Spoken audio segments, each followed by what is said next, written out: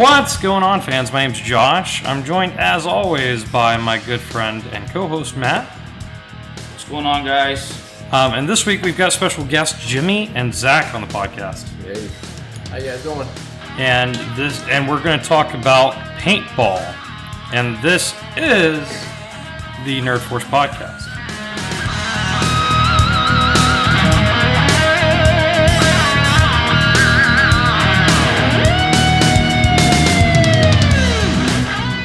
So, Matt, bring us into this slowish news week with some other news. Yeah, it definitely is. It definitely is a much slower week as far as outputs. But there's stuff though. There are things going on. So let's talk about it. I think one of the coolest things that I saw was for obviously Mandalorian 2. Yeah. Yeah, Rosario Dawson. She's going to be playing Ahsoka. Yeah. Dude, the casting on that. Outstanding. Yep. Facial structure, everything. I mean, plus she's really good too. She was in Sin City and also she's been in a ton of stuff. Yeah. The ones that I always remember her from, and she was also in Zombie Double Tap, the last one. I never saw that. Yeah, she's good in that one too. Though she's just a good actress, and I think that people may think she's a little bit too old for the part, but I think once you get her in the makeup and stuff, you won't notice that at all. I think that she'll be fine. Yeah, I think she's a good pick. So, she was in Clerks too. That's what it was. Yep. That was the thing I kept on trying to remember. Yeah. Clerks too. Yep. Oh, it just pulled up her IMDb page so I could remember exactly what it was. Hilarious. Yeah. So, and then, so good for her. So happy for her. And I think Kevin put a tweet out about that too. If you did saw he? it. I didn't see that. No. I did. Speaking of Clerks 2, we haven't talked about it since we went to go see it, but the Jay and Silent Bob reboot is now available on Amazon Prime. It is. So no shit. if you haven't seen it, go check it out on Amazon Prime. Definitely worth a watch. Oh, especially if you've seen the other Kevin Smith stuff. and if you've seen any Kevin Smith stuff, it's worth it. Yeah, I wrote a pretty lengthy review on the film. It's really good. Yeah, I mean it's if you enjoy Kevin Smith, you'll definitely enjoy this. Yeah. Okay. Definitely. It's a return to the Askew universe, like the stuff that he's been doing forever, not like the stuff that he was doing, with Red State and Tusk and stuff. Okay. Yeah. That's really good. The other thing with The Mandalorian, too, they also announced that keeping in the line of bringing badass women into The Mandalorian, with Gina Carano being the first badass woman. Yeah. Who, by the way, is probably one of the baddest assery women out there. And I give her credit. She's come a long way. When she first got into it, it was like, okay, this is like, a fighter chick just trying to be a movie actor. Yeah. And she was pretty rough, but she's come a long way. I think she's definitely kind of filled in to where like you can tell she's like actually an actor, not just like a fighter trying to play a role. Yeah, I think she does. I think she did a good job. Yeah. I liked her character in Mandalorian, but they're bringing in from the WWE Sasha Banks. Oh, nice! I didn't know those. So unknown character yet. I don't know what she's going to play or what. It could be just very minor. I don't know for sure. But who do you think's the fight like the WWE UFC fan in the casting room for Mandalorian? Do you think it's Favreau or do you think it's Filoni?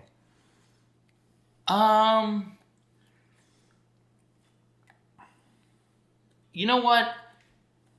My gut would say Filoni. However, and I think that he probably is though. Yeah. But Favreau, he sees the value. Favreau's got like he sees the value into everything. Yeah, he sees the value of that. I mean, the WWE has dropped off a little bit as far as their overall. I think it's making a resurgence. It's coming back. They just don't really have anybody. They don't have a Rock. They don't have a Stone Cold Steve Austin. They don't have it's like you had John Cena, and you still have John Cena. But I mean, you still have Stone Cold Steve Austin. He was just on there like a couple. Well, weeks yeah, ago. but I mean, he's not the. Yeah, but these guys are like Diamond Dallas Page was like 10, 15 years ago. Yeah, I mean, the thing is like Stone Cold's not. He can't keep wrestling because he's going to hurt himself to the point that he would just be done completely.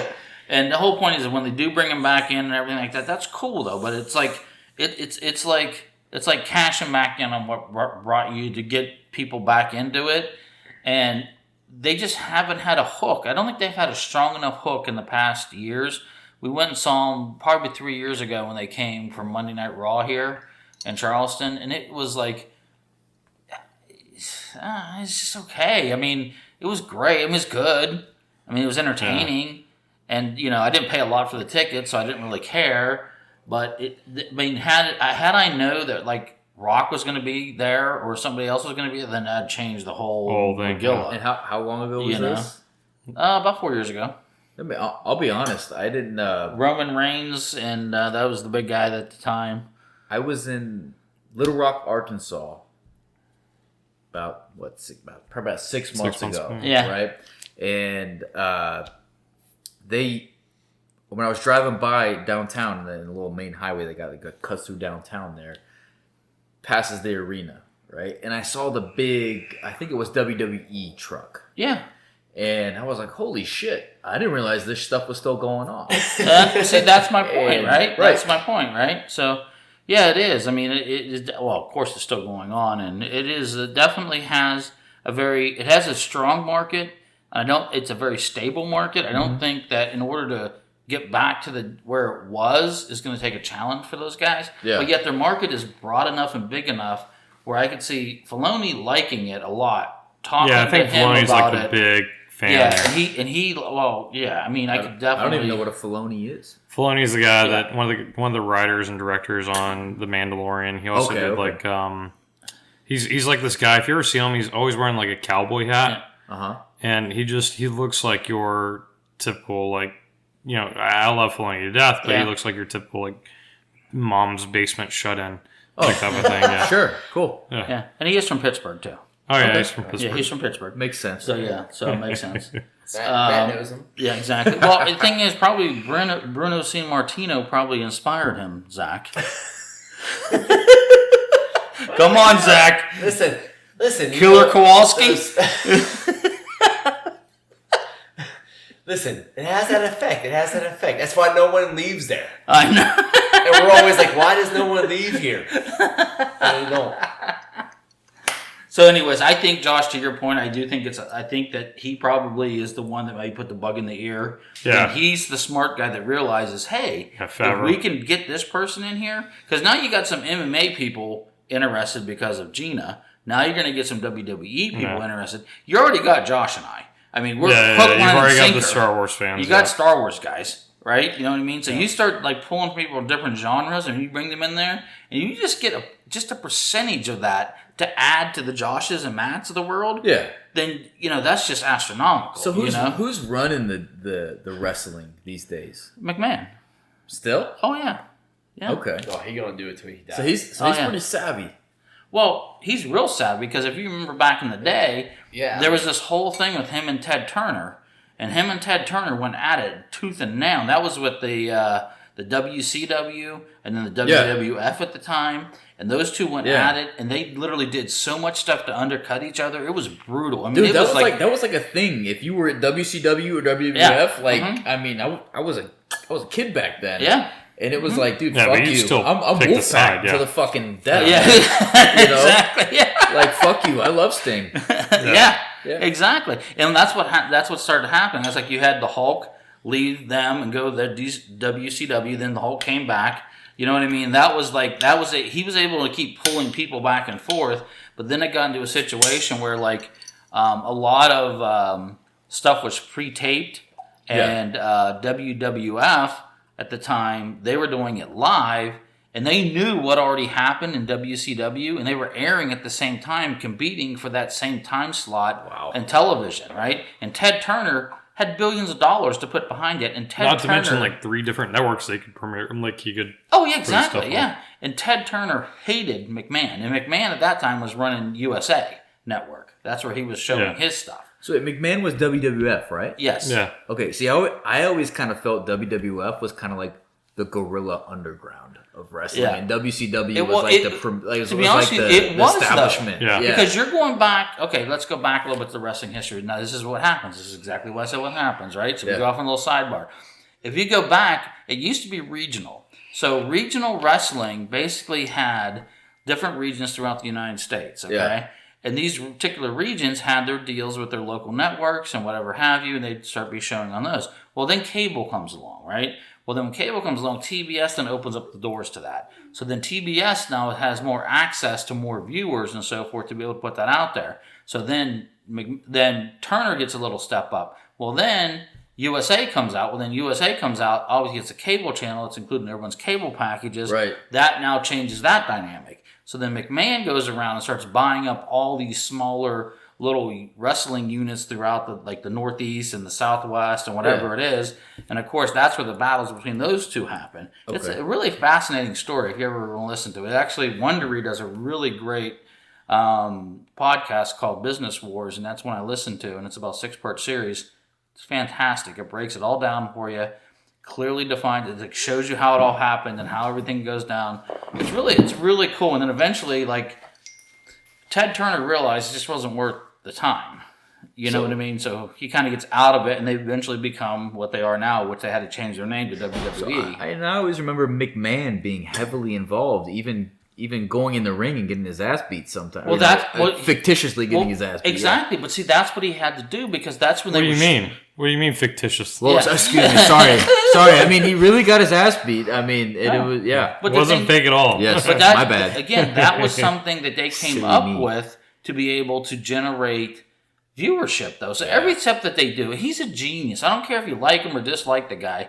He's a genius, was what he did. Now, he was ruthless. Yeah. He was ruthless. And he had that personality, I think the evil McMahon is probably more to character than the real McMahon. You know what I mean? Yeah, so, but we all love a boss who will get down in the trenches with us and do the same shit we're doing. Yeah. Right? So, I mean, he probably got more out of those wrestlers than anybody else. Yeah, but I mean, it was crazy some of the stuff that they did back in the day. Like, they would be doing a WCW, and then they would try to have WWF wrestlers breaking in. They drove up in tanks, if you remember when D-Generation X started, and all that type of stuff. So, yeah, I mean, it's interesting. I think it's pretty cool. Suck it. Exactly. Yeah. Mm-hmm. So, all right, I'll just go off on one small little tangent if you don't mind, really quick. Josh and I love these. So, tell me what you guys think about this. I kind of feel Dana White for the UFC got maybe some kind of his motivation from Vince McMahon because Dana White is totally a figure in the UFC. He's not just like in the background behind the stage or anything like that. He's involved. He's on a lot of the stuff. I mean, sometimes when I'm bored, I'll just like the free fight stuff they put out on YouTube. He's right there on these guys that are trying to win contracts and stuff with the UFC. These newer fighters, and he seems to always kind of be there in the limelight, as where a lot of business personas will kind of be in the background. Mm-hmm. And he kind of seems to have taken that Vince McMahon stance with the UFC, but like real life. But I think with UFC, stuff. I mean, you're talking now, right? Sure. So, you just go back, say, 10 years. Right. He had to do that. Yeah. I mean, you realize, like, you remember, UFC was small potatoes, and they just sold that, right? For like billions of dollars or something. So you're saying they just sold the UFC? No, I mean, not that long ago. Whatever the sale was, but it was in the billion, right? I wasn't aware of this, Yeah, I'm not familiar. So, I don't know. I don't want to misspeak. Okay. Maybe I've had too many bevies. I don't know. But I know something transpired where somebody sold, I don't know, because there was multiple different ones, and I think it was the UFC, the valuation of that, whatever they sold it for, and what obviously he put into it was maybe somebody could different. correct us I can't remember what it is, something, but I'll put it this week. Next week I'll be prepared to break that down for you guys. But it's interesting because I did hear that, and it just shows an example of someone committing to that product. Because one thing that I always, this is way going off tangent too, that I never understood. It's like I look at other sports that try to come, like up and coming sports that try to like make it happen, and one of them is like Major League Lacrosse, which is starting to get some traction now. But we had there was one before that was called Major Indoor Lacrosse. Yes, and they played within the ice arenas. And Pittsburgh had a team, Pittsburgh Bulls, and I went to go see it. And it was hyperly entertaining, dude. It was really good, and but people just don't get lacrosse. Yeah, because it's kind of a regional. It's a regional thing, and I think it's growing more now. Like now you have the MLL or whatever it is, and then you have like the what is it, the Boston Revolution, and you have the Columbus whatever. So there's other teams that and now it's getting better, but it's still not there. But I look at that in the same way that I look at the UFC. It was a niche thing that eventually morphed into something that became huge. So I don't know, but anyways, Sasha Banks will be in Mandalorian 2. So. Yes.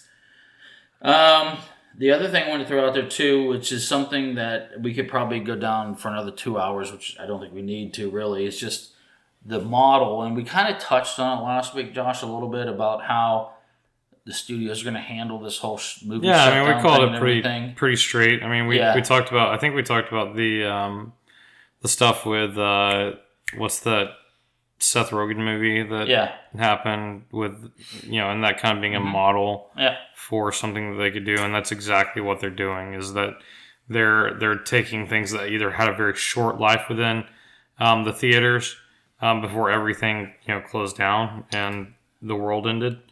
Or just shut it down. But they brought those onto like video on demand. So now as a household you can rent those for $20. Yeah, you get them for 48 hours after you start watching them. Sure. And it's ultimately ends up being a little bit cheaper than going to the movie theater. I don't know how it works out on their end as far as a business model. How much they recuperate from that versus the movie theater. So revenue, it should play out a little bit less for them, but I think like margin based, I think they make them out a little bit more on top with this model. They'll make more doing VOD? Yeah, because average households nowadays don't have more than 3 or 4 people, so they're not losing like a whole lot of money on ticket sales. Well, I look at it this way. When I take my family to the movies, it costs me $50. Yeah, because you're paying for tickets, concessions. Right, no, I'm just talking about 4 tickets to get into a show. Yeah, so $50 about $50 for 4 tickets. And I can watch it at home for $20. How much does the movie theater see out of that versus how much do the studios? They get $1.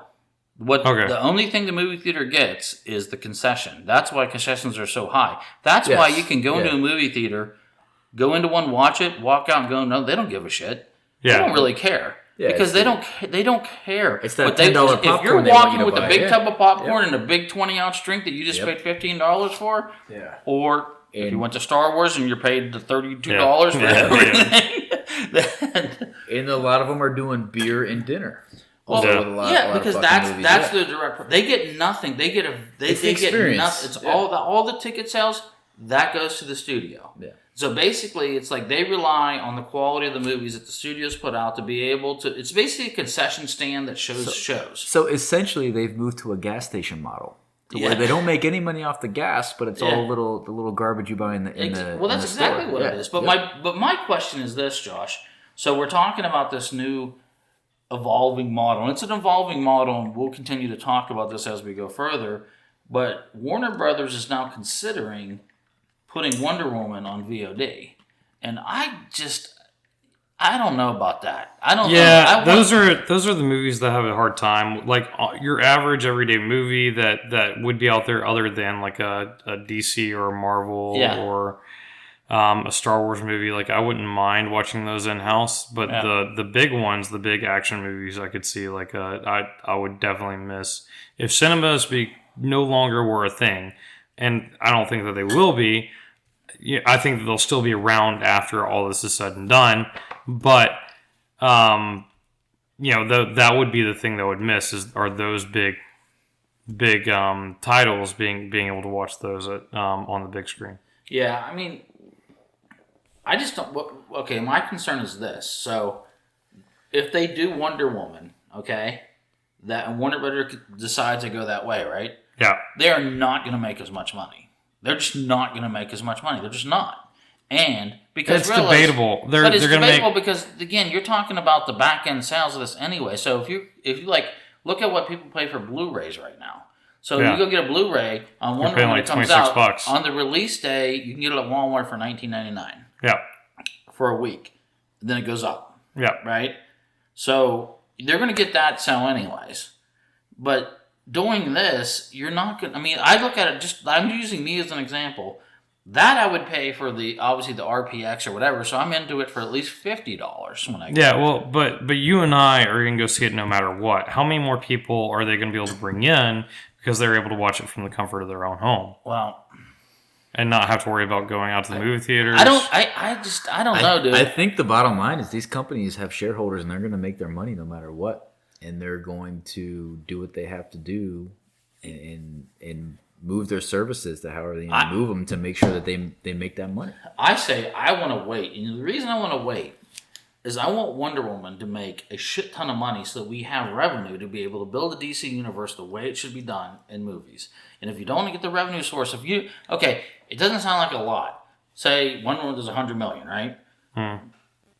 Not gonna probably do more than that, but whatever. Yeah, hopefully right? it'll do a lot more than that. Right. So in the movie theater it does $200 million. At home it does $100 million. Yeah. There's $100 million left on the table somewhere. Yeah, and that's $100 million that could be put into the creativity that needs to happen in DC, which I don't want to see this become a trend where we don't have the resources to be able to allocate to make the movies that we should be getting and seeing. Well, I mean, you can make the same argument with Joker. Joker, we brought in all that money into the DC universe, and then not within. Well, that was a low budget compared to what they spent. Yeah, but it made over $1 billion. So you've got that much more margin or that much more profit coming in. But how many? And it went to Birds of Prey. But I'm not. The problem isn't financial that they're seeing. It's the problem is the creative minds that they have behind DC just aren't producing. True. You can have a Joker that makes a short or that works on a very low budget.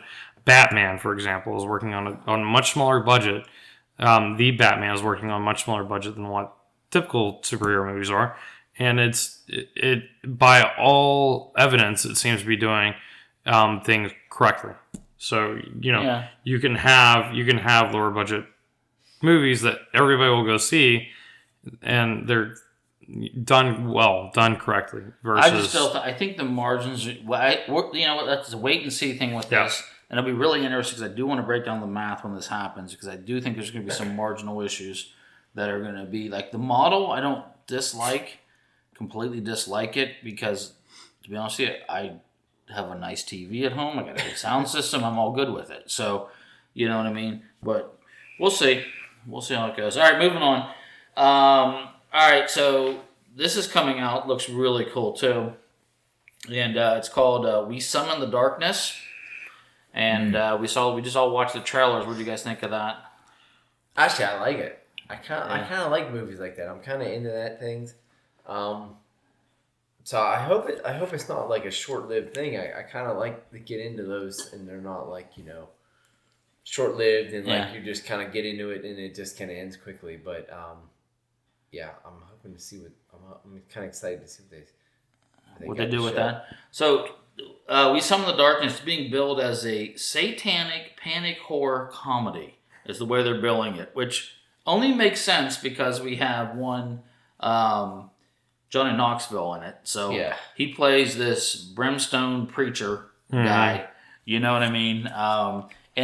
Based on the news reporter's hairdo, I'm kind of thinking it's like late 80s. You know what I mean? Yeah. You know what I mean? So I'm thinking they're kind of doing that whole thing when they were censoring music and it's the devil's music and all that type of stuff. So, and then they have, what's her name? Alexandra Daddario, Daddario. She was in Texas Chainsaw. She was in that. She was in Baywatch. She was in with the Baywatch with The Rock. Okay. And she was also actually in Percy Jackson. Yeah. And if you watch Percy Jackson, the first one's really good. Yes. Then they fell apart and got just really shitty.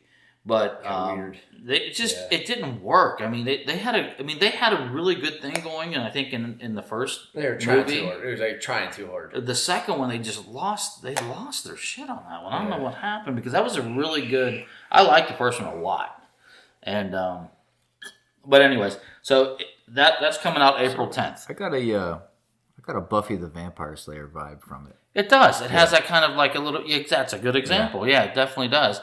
It just Another parallel that Yeah. I drew was Sam Raimi, like any of the Evil Dead films or Yeah. something along those lines. Yeah. exactly. So, but it looks fresh though.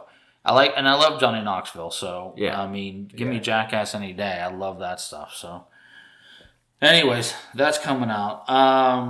The other one, they're still putting like these dates on these too. Like Disney's has Artemis Fowl coming out on May 29th. And Josh and we talked about that probably, oh God, it's been numerous episodes ago. Yeah. But Artemis Fowl, it's a pretty cool story. It's basically this kid, the kid's a genius, but his father's also like a super genius type thing.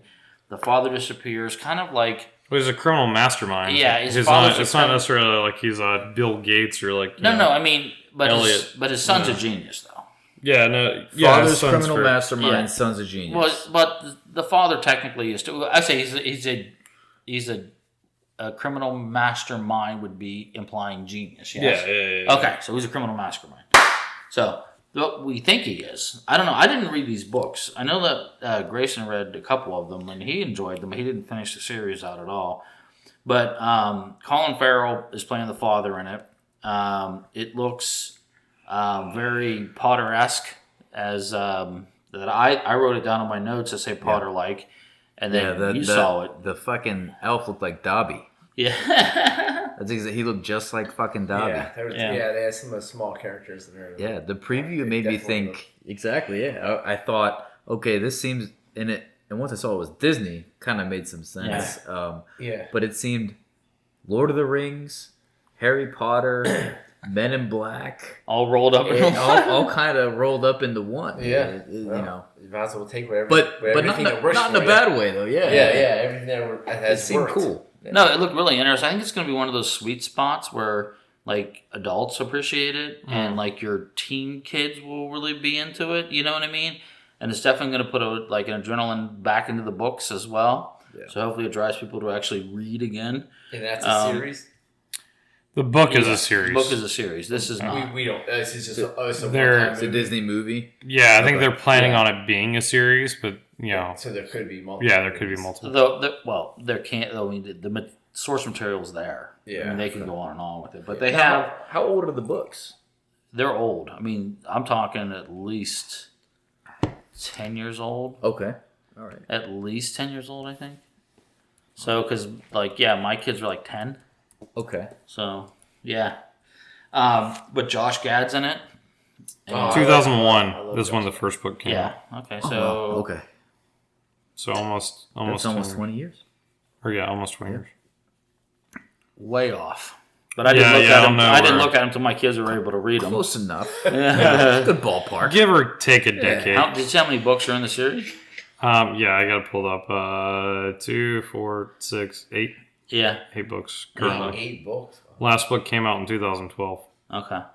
So they've been on hiatus for a little bit. So, anyways, Josh Gad's going to be in it, and Judi Dench as well is going to be in it. So it looks good. Colin Farrell, I think, is going to play an early part, and then he goes missing, which is part of this whole story, him finding his dad. So it looks really good. I don't see any flaws with the trailer. I think it looks really cool. The only thing interested. that I'm worried about on it is it seems like they're trying to do a lot with it. And they've whenever you're opening up a storyline like that, you kind of have to let it slow burn for just a tad bit. That way you can kind of get into it. But it seems like all this is all in your face all at once type of thing. And I don't know how people are going to be able to follow along with that. I could be incredibly wrong, but I want to like it. Yeah. So just from what we know now, do you think it would have been better off as a series?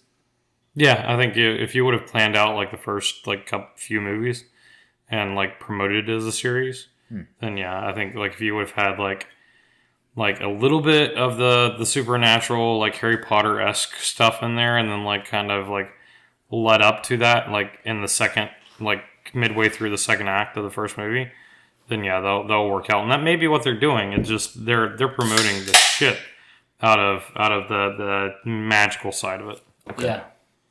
But again, it's going to catch those Potter people, though. Yeah, Because no, I it has get a it. Potter I get feel. it. It really does. Yeah, no, I get it. you know, That's I what mean- they do in advertising, right? Yeah, Like they exactly. want to show you like they want to reach the masses. Sure. So, anyways, I'm excited about it. I think it's going to be good. I'm interested in seeing it. So all right. So May 29th for that one, Artemis Fowl. So, the other thing I want to talk about is I don't know if anyone's caught it yet, but it's available now. I did rent it. I'm sorry, it's still rent. I don't think it's available yet. Uncut Gems with Adam Sandler. I haven't seen it about yet, I haven't but seen it. I don't know I anything heard, about I it. heard it's been great. Dude. it's the new. Yeah. Dude. It's Enlighten just, me. It's outstanding. Outstanding. Yeah. I heard he's great in it. Dude, this movie, and I watched this movie, and I will tell you this. So basically, Adam Sandler plays a Jewish character, like a Jewish guy working in the jewelry business, right? It's a huge stretch for Adam Sandler. So, huge stretch for him, right? But like the first, I'd say 15 minutes of the movie, it's almost like it's like overload. I mean, it's like so much back and forth, and it's just like always so loud, and it's so like in your face and everything. But then it starts to settle down a little bit. But I realize now, as you watch the movie, that kind of sets the tone, you know? And he's like this guy that just cannot win. You know, whatever he does, he cannot win. Oh, Can't, really? can't win in his life, can't win in his business, can't win in his... Right. He owes money to everybody in their grandma, you know what I mean? And all this type of stuff. It is, by far, I think, one of Adam's best dramatic pieces. Now, Josh, you may differ because I know you really like his other movie he did. The Reign Over Me. Reign Over Me. That was really good. Yeah, so this really is damn similar. good. This is definitely it's a completely different character. I haven't seen. Yeah, definitely. I haven't So- the Uncut Gems, yeah. but yeah, Reign Over Me was fantastic. Yeah. So all I can say is that I cannot understand how this movie received nothing. I mean, It got nominated. It had no support.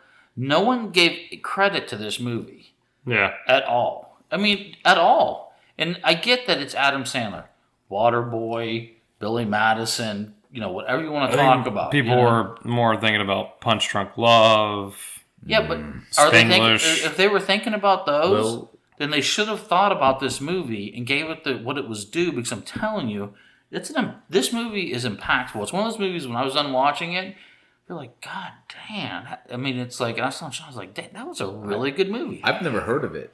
You got to watch it. I like you gotta Adam watch it. Sandler, but I know I like him a lot. Mm-hmm. But one of the things about him is that he either makes a really good movie or a mediocre movie, This is a really good movie. and the ones that are really good are really fucking good. Yeah, this is outstanding. I mean, I can't say enough about it, and I just think that somewhere along the line, I'm not saying an Oscar. I'm not. I mean, but there They should got be, nominated though. But he should have got something for this. But it's a serious role, not a But funny I get role. Josh, and I get what you're saying. Getting nominated should be great. Yeah, But it there is. sh- it is. It's But a it good is. accomplishment. No, it for him. is though. But this really, out of what else you've seen, this stands up so strongly Yeah, that if he didn't get an Oscar, there's other awards that are giving out different times Yeah. for different whatevers. It got nothing. This movie didn't receive anything, and I cannot understand why. So, anyways, I recommend please watch it, and I'm sure that if you do, you will be. I don't recommend a ton of stuff highly, and this is definitely not completely in our wheelhouse at all, except for it's Adam Sandler. But outside of that, it's just a phenomenal movie. 2 thumbs up, way up. So, anywho, that's all I got on new news, my brother. I did want to talk about that we watched the other preview upload. Yeah, If it's kind of obscure, I put it on the Facebook page. That preview, dude. Oh my god, it looks so good. yeah, looked really good. Right? I don't know if it's a series. I don't know if it's a movie that's coming to Amazon Prime, but dude, it looks. I said, you know, within the post that it looks like the perfect marriage between The Matrix and The Good Place. But you know, if you haven't checked out, then definitely go check it out. Yeah. Who's starring in that? I don't know the guy. Yeah, I don't know the guy. It was the preview that we watched, the first one where the dude dies and the chick is like, just get uploaded. We can spend together for. Okay. We And can, he's like flipping through his mini fridge for Yeah, and then McDonald's, and, pull- it's like yeah. in-app purchase for Like, $2.99. how weird would that be? Like, you just come to that situation in your life. yeah. Well, Like, it's not like hey, maybe return to your normal life, or go on to this Yeah. never-ending life. with no pain and. So Like, And how the whole weird point that- is like obviously you, No. you how kind of weird get would that be? Like, Yeah. to but have you get the sense as he's getting wheeled into the emergency room that he's got this overbearing fiance or girlfriend or whatever, and it's like we can be together forever. He's geez, like, really? Oh, forever's a really Just long like, time. forever. I'm out, Hey, bitches. I'm gonna take that forever life. But I think that kind of brings up a different question because that's a concept that's been brought up in multiple movies that if your consciousness is uploaded Yeah. into forever, basically, you know, and what I think of when I come across those themes is, well, is that really being kind of like alive or is it not? Yeah. That's Yeah. that's the premise of many movies. You know, Yeah, we're all gonna have to take a serious look at that question too, here in the next decade or so. Oh 'cause yeah, I believe. I think it's definitely artificial doable, yeah. intelligence, They and they're will, already sure. talking about. They've already got programs and I'm sure many military people are going to be facing this situation. Yeah, for in sure. Yeah. the future. what That's who's what gonna constitutes hit, that's who they're going life. to hit first. They're going to Oh, hit yeah. the military It's first. gonna be a big market. They're yeah. going to hit injured soldiers and stuff. Yeah. They're going to take advantage of them. Well, there's been other concepts like that movie, The Island, a while ago, where you get clones to basically harvest their organs Yeah. as you get older and stuff like that. I Yeah. mean, that was one direction, and now they got this uploading your consciousness. I mean, I don't know. That's what I think of. It's just like, well, will I really be alive? Will I even know that, or is it just a computer Clone of your clone consciousness. of what I would, an AI of what I would say about any situation or something like that, Yeah, I think it's probably going to be a little bit more latter, but it's definitely an interesting concept. It's just like, there's so much more going on than what we know. Yeah. So it's just like, most of us are so gullible, like, oh, you can't do this, you can't do that. We're not that far advanced. But the government's got something going on. Well, they've got they've been pretty public about their various scholarship fundings and stuff like that on it. And they're working specifically on this very thing. Like they're taking people's consciousness and then uploading it to a memory bank. That way, if you have an Elon Musk or something like that, and then he dies, 20 years later, you can still probe his mind for various things. But I don't know exactly, how deep the whole. But that gets a little crazy because then you could be like, well, would the real Elon Musk think that? Yeah, Or is this just Or is this AI just, Elon Musk Yeah. thinking that? And AI, I'll be honest, AI and robotics, and this just could be because, I don't know, I was kind of, you and I are about the same age, and we were born right before the internet. And we probably the internet probably came of age when we were middle school. That's when we were, and then that kind of, 20 years fast forward, and we're talking about AI, it scares the shit out of me. There's something every now and again, I'm just curious, and I look on YouTube at a company called Boston Dynamics. Yep. And they have these robots that are just yeah. like fucking Star Wars. Yeah. And I'm like, holy shit, this is fucking Star Wars. These guys are just going to send robots. You're in Josh's wheelhouse now, baby. Yeah. Oh, it scares the fuck out of me. You know what I mean? And I'll talk to some people about it. I'll be like, listen. Well, I want a protocol. Oh, and What? they've given it a gun too, and had it what could possibly go wrong? Right. They Like, drop you kick give it- these things, yeah. and they fall over, and they get back up, and they're like, Well, I'm what? just But Yeah, that's Evan Williams, God, $11 whiskey. I'm just right saying, here. God no. Yes, sir. We'll take a quick spin around the table. So, what are you drinking tonight, Josh? just the Angry Orchard, my Angry staple. Orchard. This is Jimmy, and I am drinking $11.99 bottle of Evan Williams whiskey. Yes. I had it described to me one time by a very country gentleman as, "That's campfire whiskey." Yes. And we're having a campfire discussion, so it only makes sense. Yes, absolutely. It will Campfire about burn AI. the shit out of you. Yes. Yes, you All know, night long, like a campfire. surprisingly, I choose this whiskey because it gives me less of a hangover than beer, and I attribute that to my white trash genes. So, thank you to my relatives for instilling this cheap whiskey ability That's in hard me. for me to believe. But I will take your word for it. Yes. Well, it makes me feel good. So. Well, that's all that matters. That's why I drink the Michelob Ultras. Yes. And normally I'd be with Because you. I can drink 15 of them and wake up and feel good. Exactly. Yeah.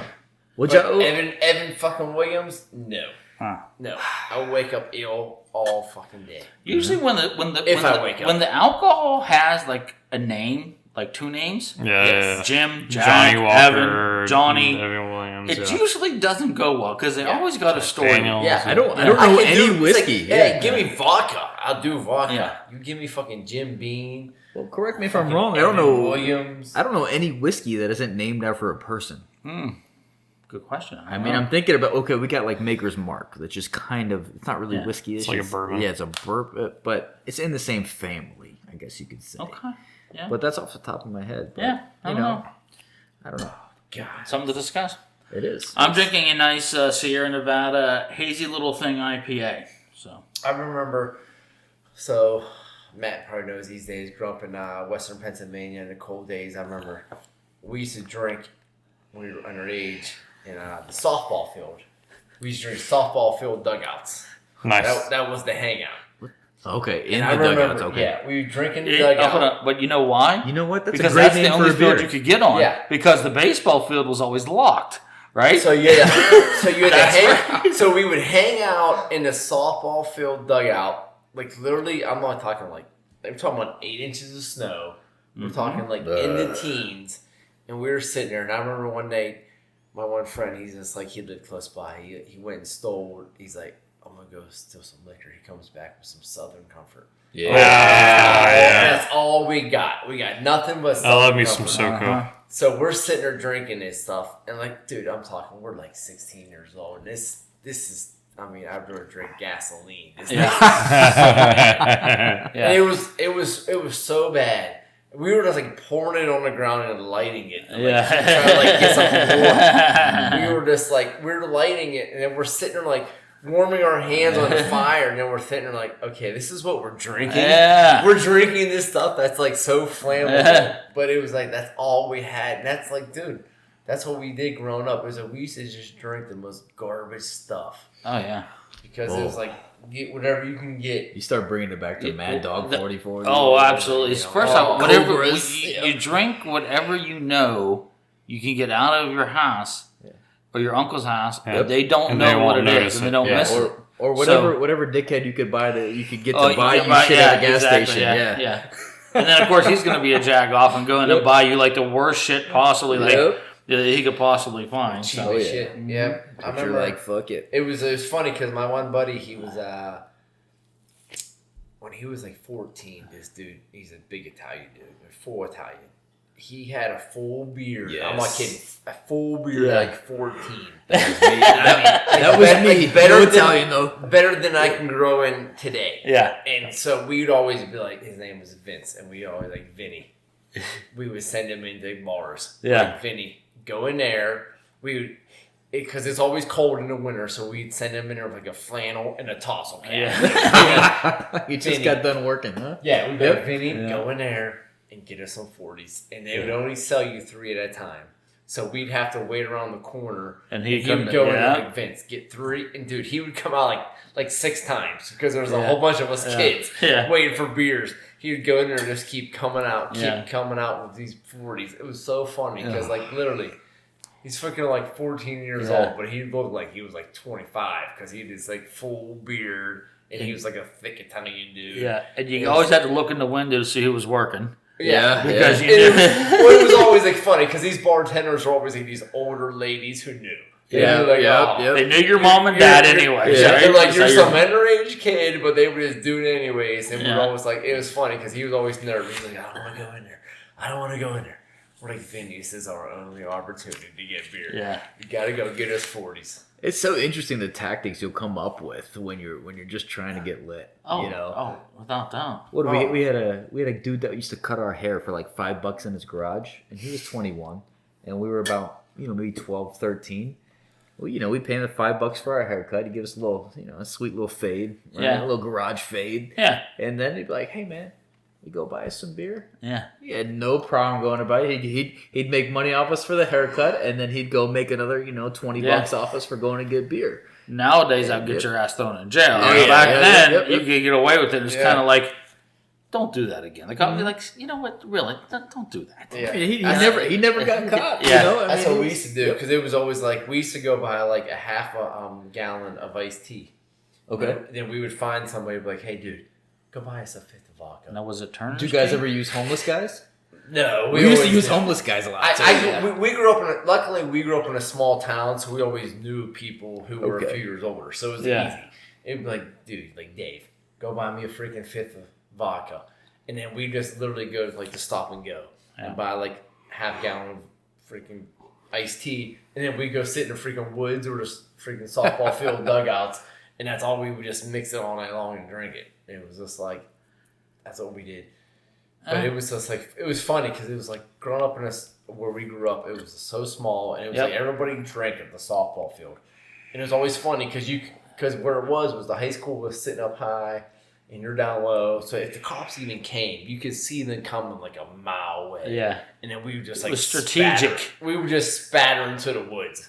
Yeah. We like we have woods up there. Oh, down here. yeah, absolutely. It's all woods. Not Yeah. these flat woods. Well, here We you'd be had running. woods. You'd be running the swamps. Yeah, but yeah. We don't have like swamps, but it was like you just scatter. And then the whole next day was like no oh, one's dude, catching you. I can't believe me and Jimmy ran over here. Oh, we can't. Oh yeah, it was like they were like, dude, where'd you go? I was like, dude, I was like gone. Yeah. I'm envious. We used to. I grew up in South Florida, so we would go to a park in our neighborhood in the roller hockey ring. Oh. And we would drink in there. And if the cops came in there, we could scatter amongst the neighborhood. But we would, sometimes we would resort to homeless guys. Because they would hang out by the gas station and stuff like that, and be like, they knew you were underage. Be like, hey, bro, if I throw you $10, or here's the 10 extra bucks. Go buy yourself a fucking get yourself a six bottle pack of wine or some shit. whatever. Yeah, and they'd be like, yeah, sure, bro. Fucking whatever. Josh, you got leaves here, didn't you? Yeah, my mom just bought me alcohol. Well, that was another tactic. Is some people's parents would just buy us alcohol. I had a buddy like that down the street, and it was great too. But.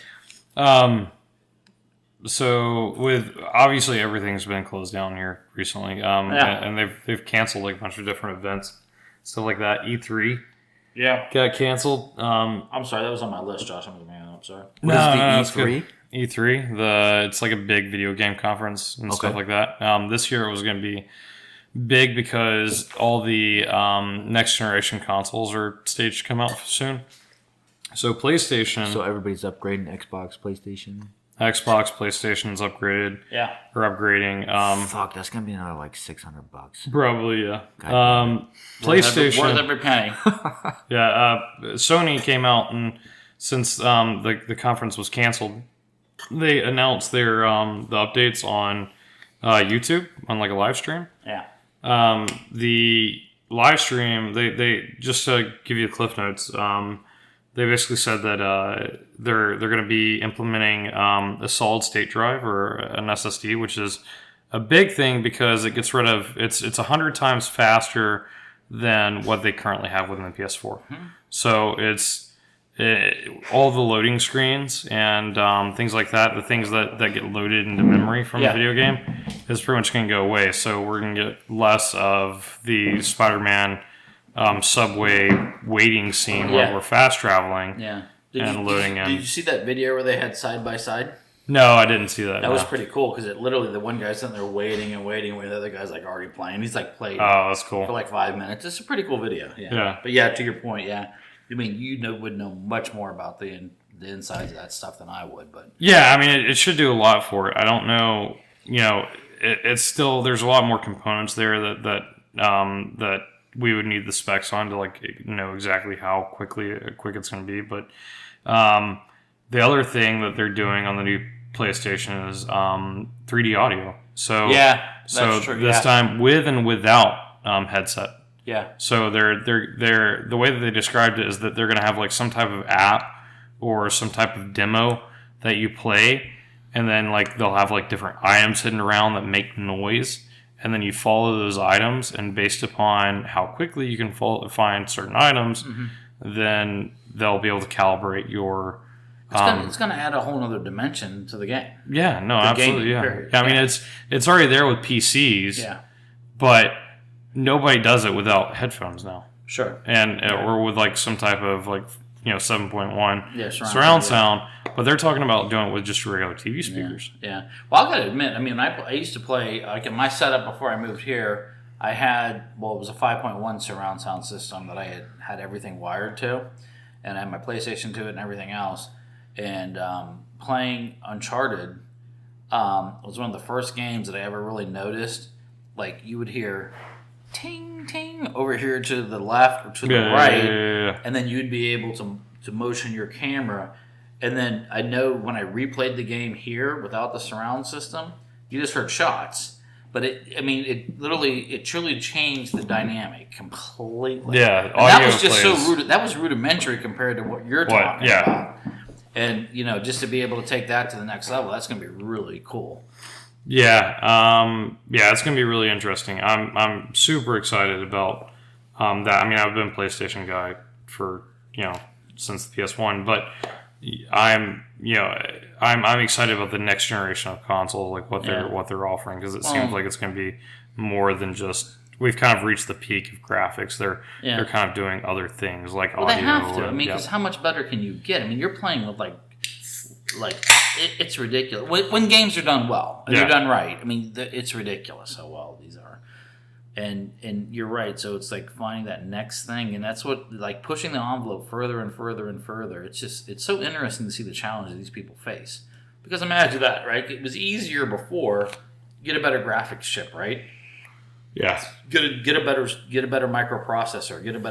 Okay, that's all done now. Yeah. So now we're talking about what can we do now, and gamers they're savages, man. They want it, and they don't even know what they want, but they know they want it, and they expect. And if you drop a new system and you're asking someone to drop that kind of cash, you got to give them something that's going to be able to do it. You know what I mean? Because it's hard. I mean, I'll do. I mean, I'm a sucker for both. I buy Xbox and PlayStations only because of Halo, but that's the only reason I keep the Xboxes up.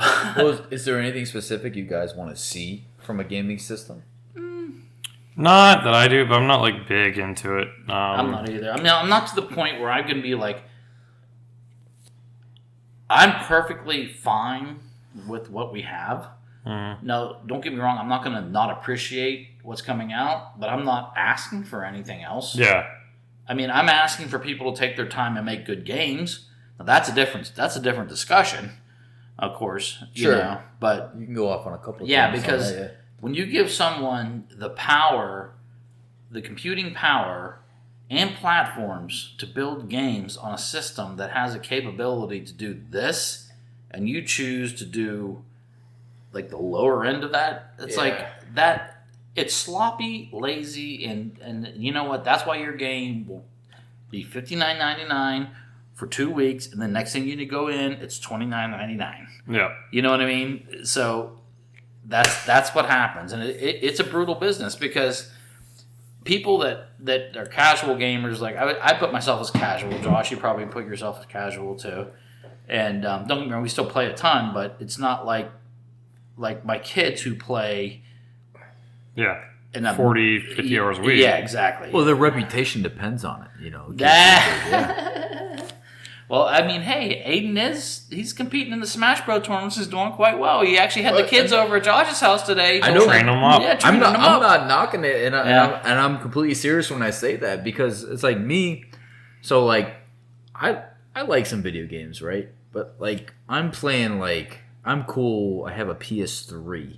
Yeah. And I play Call of Duty on PS3 every now and again. Yeah. And like just like when my kids are asleep and I'm like looking around and nobody's around, I'm like, okay, I think I'm just gonna get some like alone time video game shit, and I'm just gonna slay some bodies real quick on this PS3 that I haven't rocked in a while. Yeah.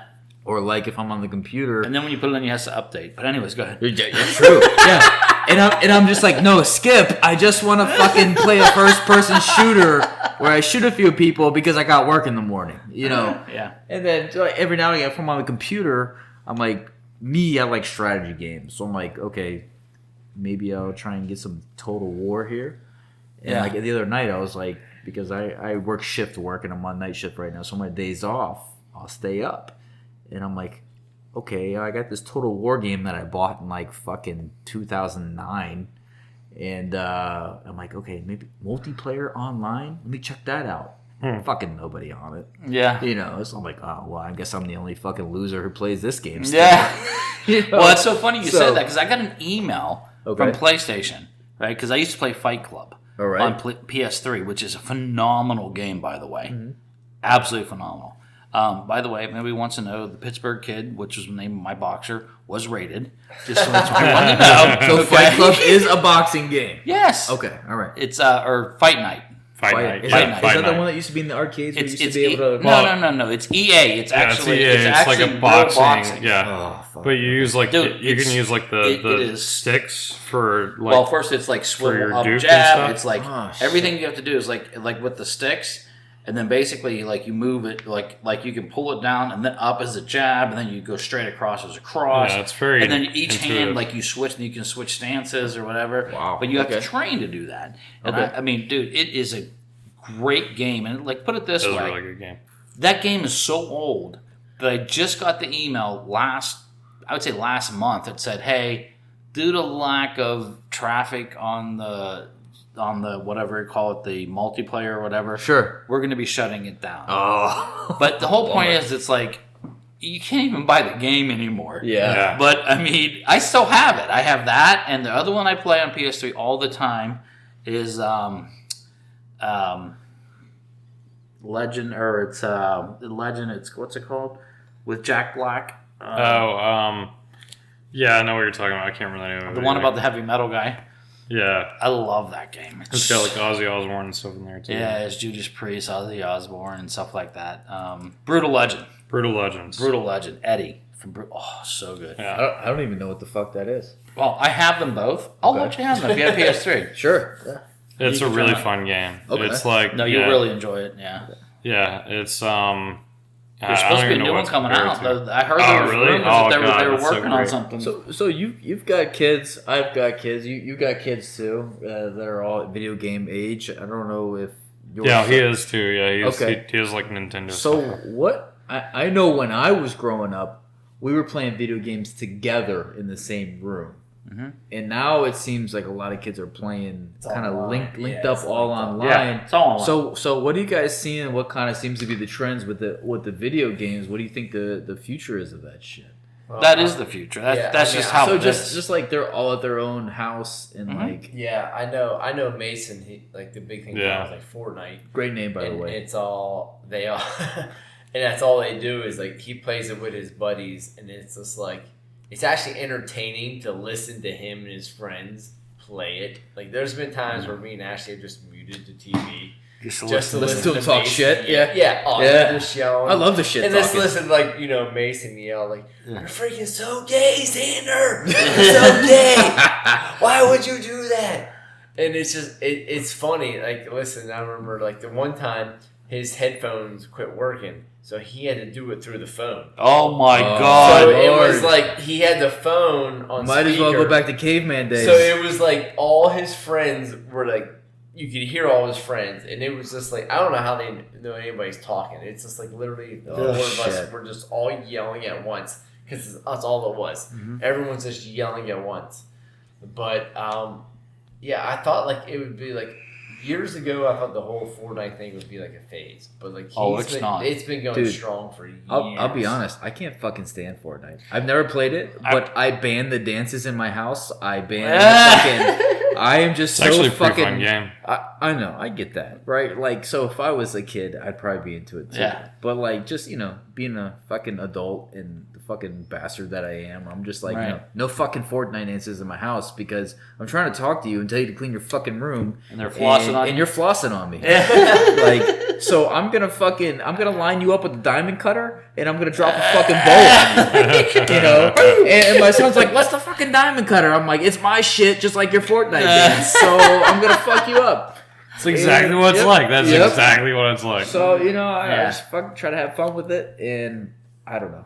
Maybe I'll try and fucking get these kids together and be like, hey, check this out, guys. This is a fucking novel idea. I know it's like 10 years old, right? Because technology moves really fast these days. Why don't you guys play video games in the same fucking room together? Yeah.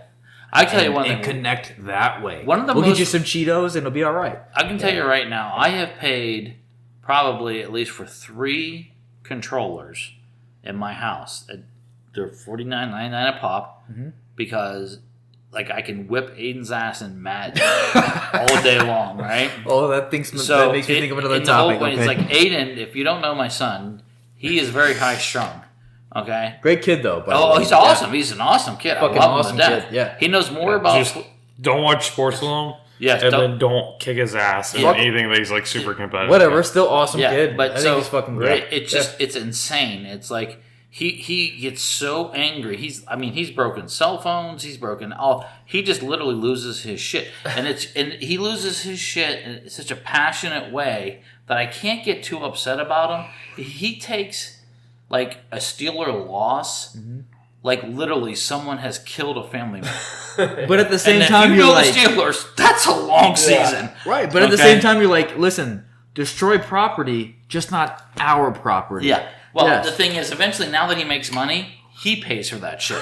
But but the thing is, in my house though, too, it's like I made the mistake of like 4 years ago letting him into my fantasy football league, right? Oh Lord. So he's now in this, and he's extremely smart. And when it comes to, and he doesn't realize this, but like he took a statistics class and straight A's, 100%, didn't miss a thing. He's looking fucking jacked, by the way. What's that? He's looking jacked, by the way. He's been hitting it hard. He is definitely getting his gains. He's getting his gains. Zach, you might have to train him a little bit, Zach, but he's getting his gains. So you need to talk nutrition with him because he's getting some goofy ideas. But that's another. That's when we're done talking. He's still young. Nutrition isn't that important. Yeah. For him though, it is though. Calories? And he literally is he's very regimented when it comes to his nutrition. But anyways, back to this though. We digress. So we watched a Steeler game with him, but once he joined the fantasy football league, like he starts at like 9 a.m. So like 9 a.m. is the first like pre-game shit that you can get. Yeah. And then he's like watching like the fantasy lines. And then he moves at 9:30, he moves on to the next thing. And then at 10 o'clock, like Fox starts with like their pre-game. Yeah. Then he hops to ESPN, and then whatever. And then finally the game starts. And then the game, if the Steelers have a Monday night game, Sunday is absolutely a nightmare because he watches every game and it's do or die by every fantasy player. And I'm like, in my mind, I'm like, why did I do this? Because, he joined the league. He does extremely well. He came close to winning the championship twice out of 4 years. I've won it once in 20. Yeah. So he's really good at it, but it's all statistical analysis for him. So he plays this. So he's a numbers guy. Oh God, he's because you've told me before, as far as his personal finances, if he's gonna have a certain threshold, he's fucking pissed. Oh, he's not just pissed. He's angry. He gets worked up to what? This is not psychoanalyzing of my son, but we can move on. but that's great. No, but it's like now we're now in quarantine, and now he's like, well, I'm gonna go up to the pizza shop and I'm gonna work. He's got a job up at school. Now he's coming back here, and he's thinking he's gonna be here a week. He's keeping his other job here, and he's like, I'm gonna go work in the kitchen on Saturdays and Sundays. And that way I'll be busy and I can deliver and make a ton of money. And I'm like, you know what? I get it. I love the hunger. and everything, but you don't know what it's like. I mean, you just have to spend one Sunday with me and him during NFL season, and it's like nothing you've experienced. He, as a young child, I remember him, like, we were losing a game. It was a playoff game, and he was so mad. We're playing Green Bay, and he all of a sudden he got so angry. He was taking his terrible towel, and he opened the door, and he was slamming it into his terrible towel. And he was like, fucking Mason. And he was like, It is a lot like Mason. Dude, Mason's the same way. Oh, it was he takes these little things that he just decides to hold on to. Yeah. And he's like, God damn it. But you don't understand, the power of the terrible towel is very Zach. Yeah. Okay. Exactly. It's So like a religious. it's a religious thing. That's like I get, and I can't even talk about it, but I get emotional about how I lost my terrible towel that I had from a child that I lost. And that's very upsetting to me, and I can't talk about it. But, I mean, that's how Wait, what attached. is it? What is a fucking terrible towel? Oh, my. Is this a Pittsburgh thing? It's like a Can you just give me like a quick like a hand towel. a 2-minute fucking... No, okay, a terrible towel, basically, Myron Cope, who was a sportscaster in Pittsburgh, he actually, this was back in the 70s, and the steel curtains were going to the Super Bowl and stuff like that. Okay. And Myron Cope was like, if you listen, just like, when we're done here, Google him, listen to him. Okay, Myron Cope. Myron Cope. Cope, okay, Cope. He's very annoying. Cope with a K Okay. or C? C. Okay, got it. Yeah. And he's like, oh, yeah, W. You know, he does all these different things. Like very, Yeah, he's very annoying. But you know what? If you didn't know him, you'd be like, this is annoying. Right, but you grew up on him. Keep going. I'm Googling. When I watched Myron Cope, like when I was at home, we would shut the TV off, the volume off on the TV, and then we would then pause the TV and then turn the stereo up to listen to Billy Hillgrove and Myron Cope. Yeah. Do the play-by-play for the Steelers, and then watch it and listen into, like, you know, those retards. Yeah. Okay. But anyways, he says in the 70s too, is like, everybody come to the stadium, grab one of your yellow towels from your bathroom and bring it and wave it for the Steelers or whatever, you know. Okay. And so these people actually did it. Sure. They did it. So next thing you know, they kept growing, and it's like they became the terrible towel, and then he patented the type of thing, but everything that happens with it goes directly to charity, 100%.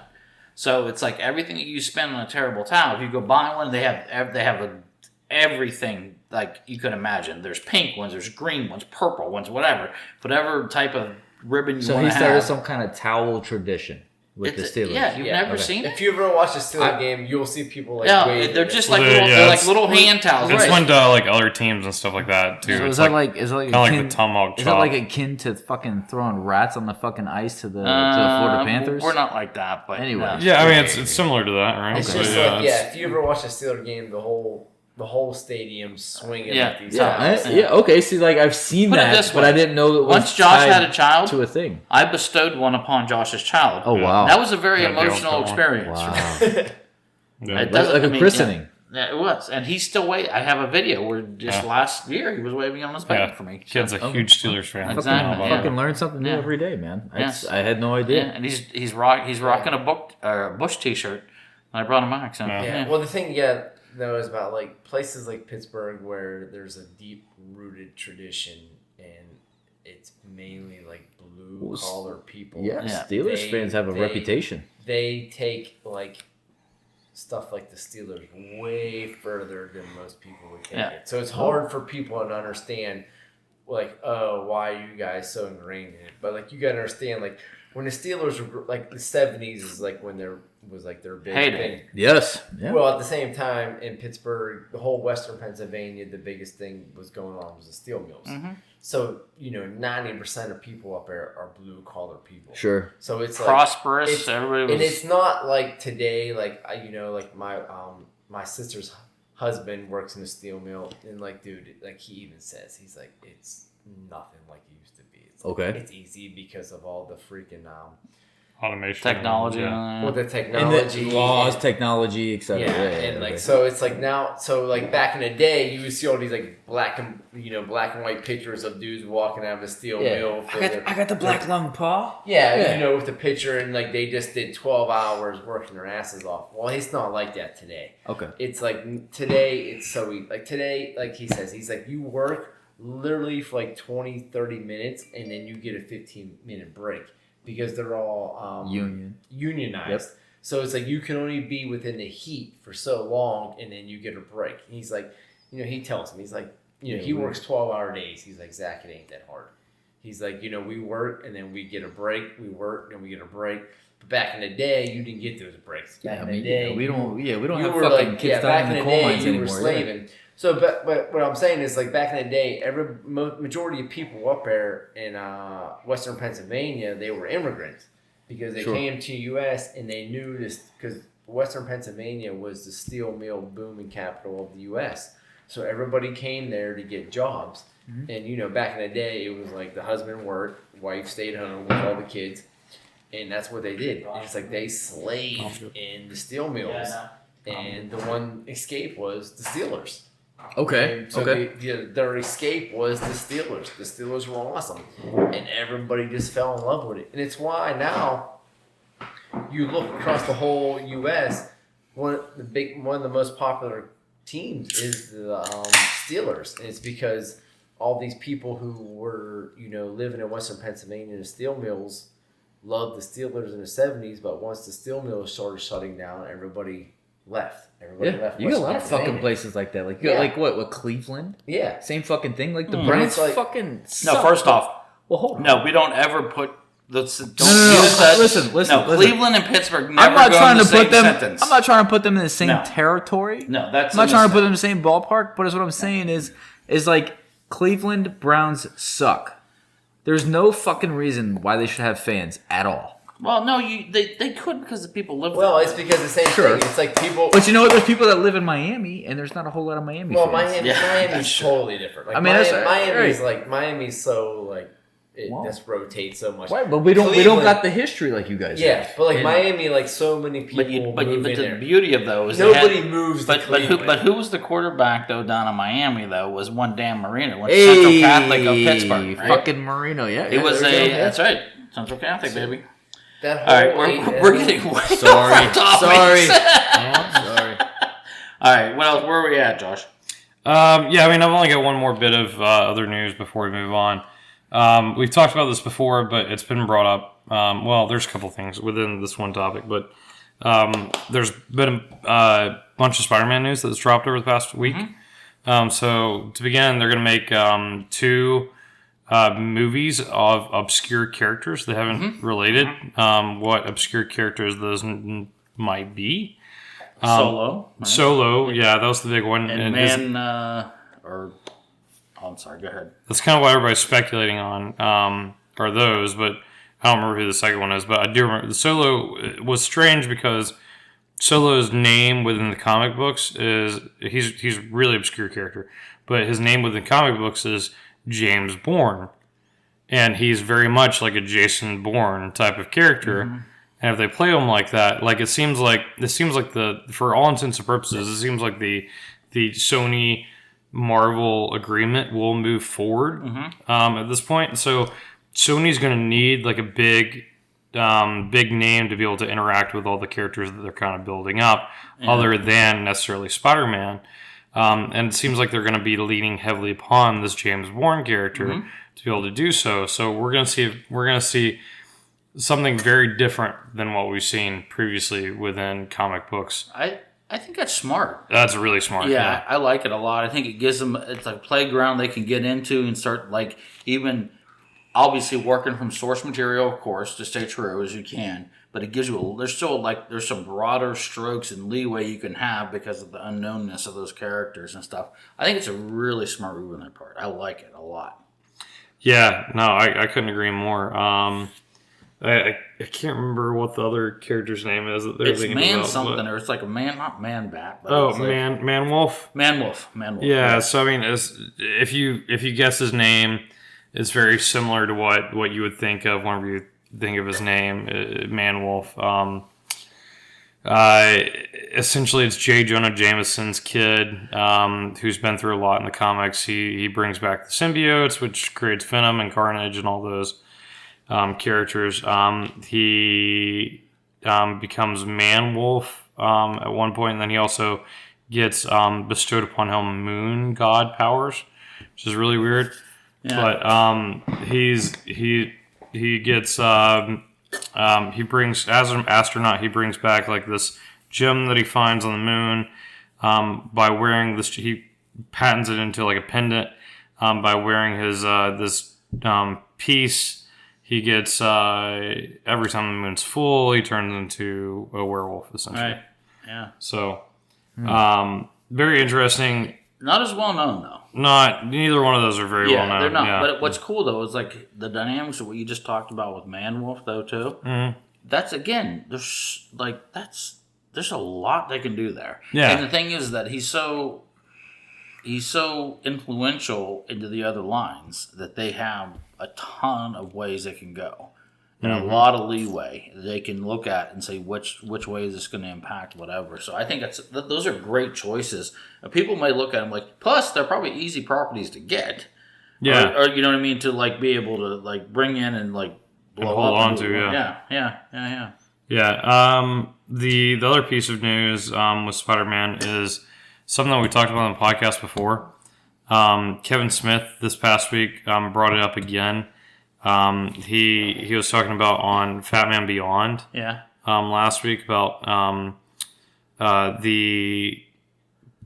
Charlie Cox's Daredevil appearing within the next Spider-Man film. Yeah.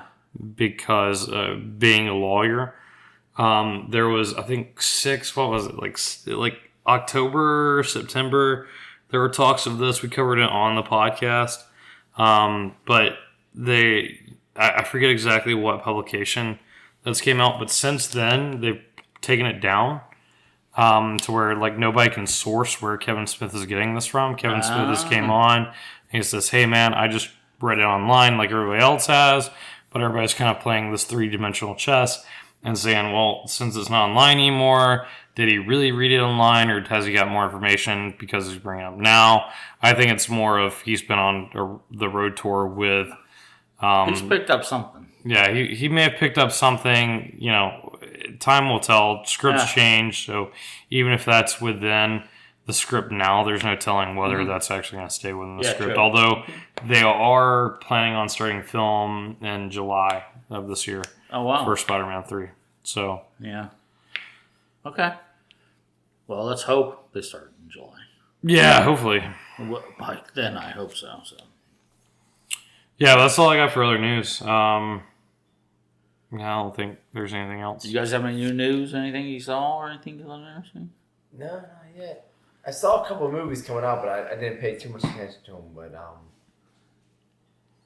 let's save that. Are they PG rated or are they more of another genre we don't know of? Ooh, all right. Well, let's get into the what are you into segment of this, because I know you want to talk about music. Oh yeah, I'll touch it. You want to do the music stuff now? Yeah, we'll go and do like the what are you into this week. All right, so new music. So it's not exactly what I'm actually into, but it's just new music that's come out this week that I just thought I'd talk about. So one that dropped was the new album by The Weeknd. So, do you guys know The Weeknd? Yeah, I actually fucking like that guy. He's actually, it's really good, dude. I'm telling you what. These are my jams off of it right now. Heartless, Escape from LA, and the one that I really like is my favorite is Scared to Live. I think that one is something you're going to hear on the radio ad nauseum, and it won't stop. And I'll tell you why that's going to happen, because when I was shopping in Walmart amongst the corona-infected impatients today, they were playing it at Walmart. I'm like, holy shit. So I'm telling you right now. The Weeknd, which song? It's Scared to Live. Scared to Live, okay. Mm-hmm. That's probably how you felt when you were in there Walmart. Yeah, I do. One thing I can say that, like, you can see in this entire album, I listened to the entire thing twice. I think the construction of the beats of this particular album are phenomenal. I think that it plays beautifully. Like you put your headphones on and you listen to that, and I appreciate it much more through headphones and listen to it through like the Alexa or something like that. You know what I mean? And you can really start to appreciate the construction of the music that this guy does. and he's from Toronto. Now he's been around since like 2011. Yeah. But he's just now starting to blow up, and he's actually in Uncut Gems too. Oh. So the movie. I So think the fucking Weeknd. I think he's a clever artist. you know him. Yeah. So all right. So you know, I'll put my age out there. I'm 32, right? His song, The Hills Have Eyes. The Weeknd is the artist. The Hills Have Eyes. Is the name of the song, right?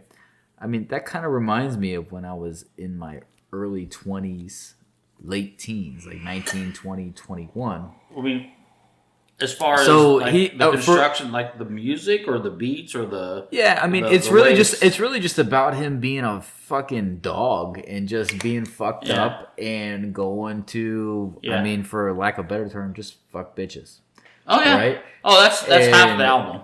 And you know what I mean? Like I'm not a huge fan of hip hop nowadays. I'm a huge fan of hip hop when I was younger. Yeah. But when I listen to the song, I'm like, yeah, I can relate to this. I'm gonna put this. I really like The Hills Have Eyes, and I like that song Starboy. Yeah, that's a good one too. Yeah, I'm a motherfucking Starboy. You know, that's a good one. I really like that, and you know, he's talking about people trying to test him all the time and stuff like that, and I think that's something that a lot of music today is lacking. Yeah, just the man factor. Yeah, you know, it's got man factor, but I think this also it has a level of soul, and not in the sense of like when you say soul, like jazz soul or something like that. It doesn't have that type of soul, but it has a resonance, and it has I think it has a very strong presence, and it's different. It's definitely more in the R&B culture. I would call it intelligence. Well, he's good. I mean, right. His lyrics, it makes you think a little bit sometimes, because you're like, wow, that was a clever fucking line right there. Yeah. It wasn't just nonsense. Yeah. Like, that makes sense. Yeah. That's cool. It works. Yeah, Zach, you're a hip hop guy. What are you thinking? You listen to him at all? Yeah, no, I do. I think he's very good, and he's super talented. He is. He's just not like, he's not like,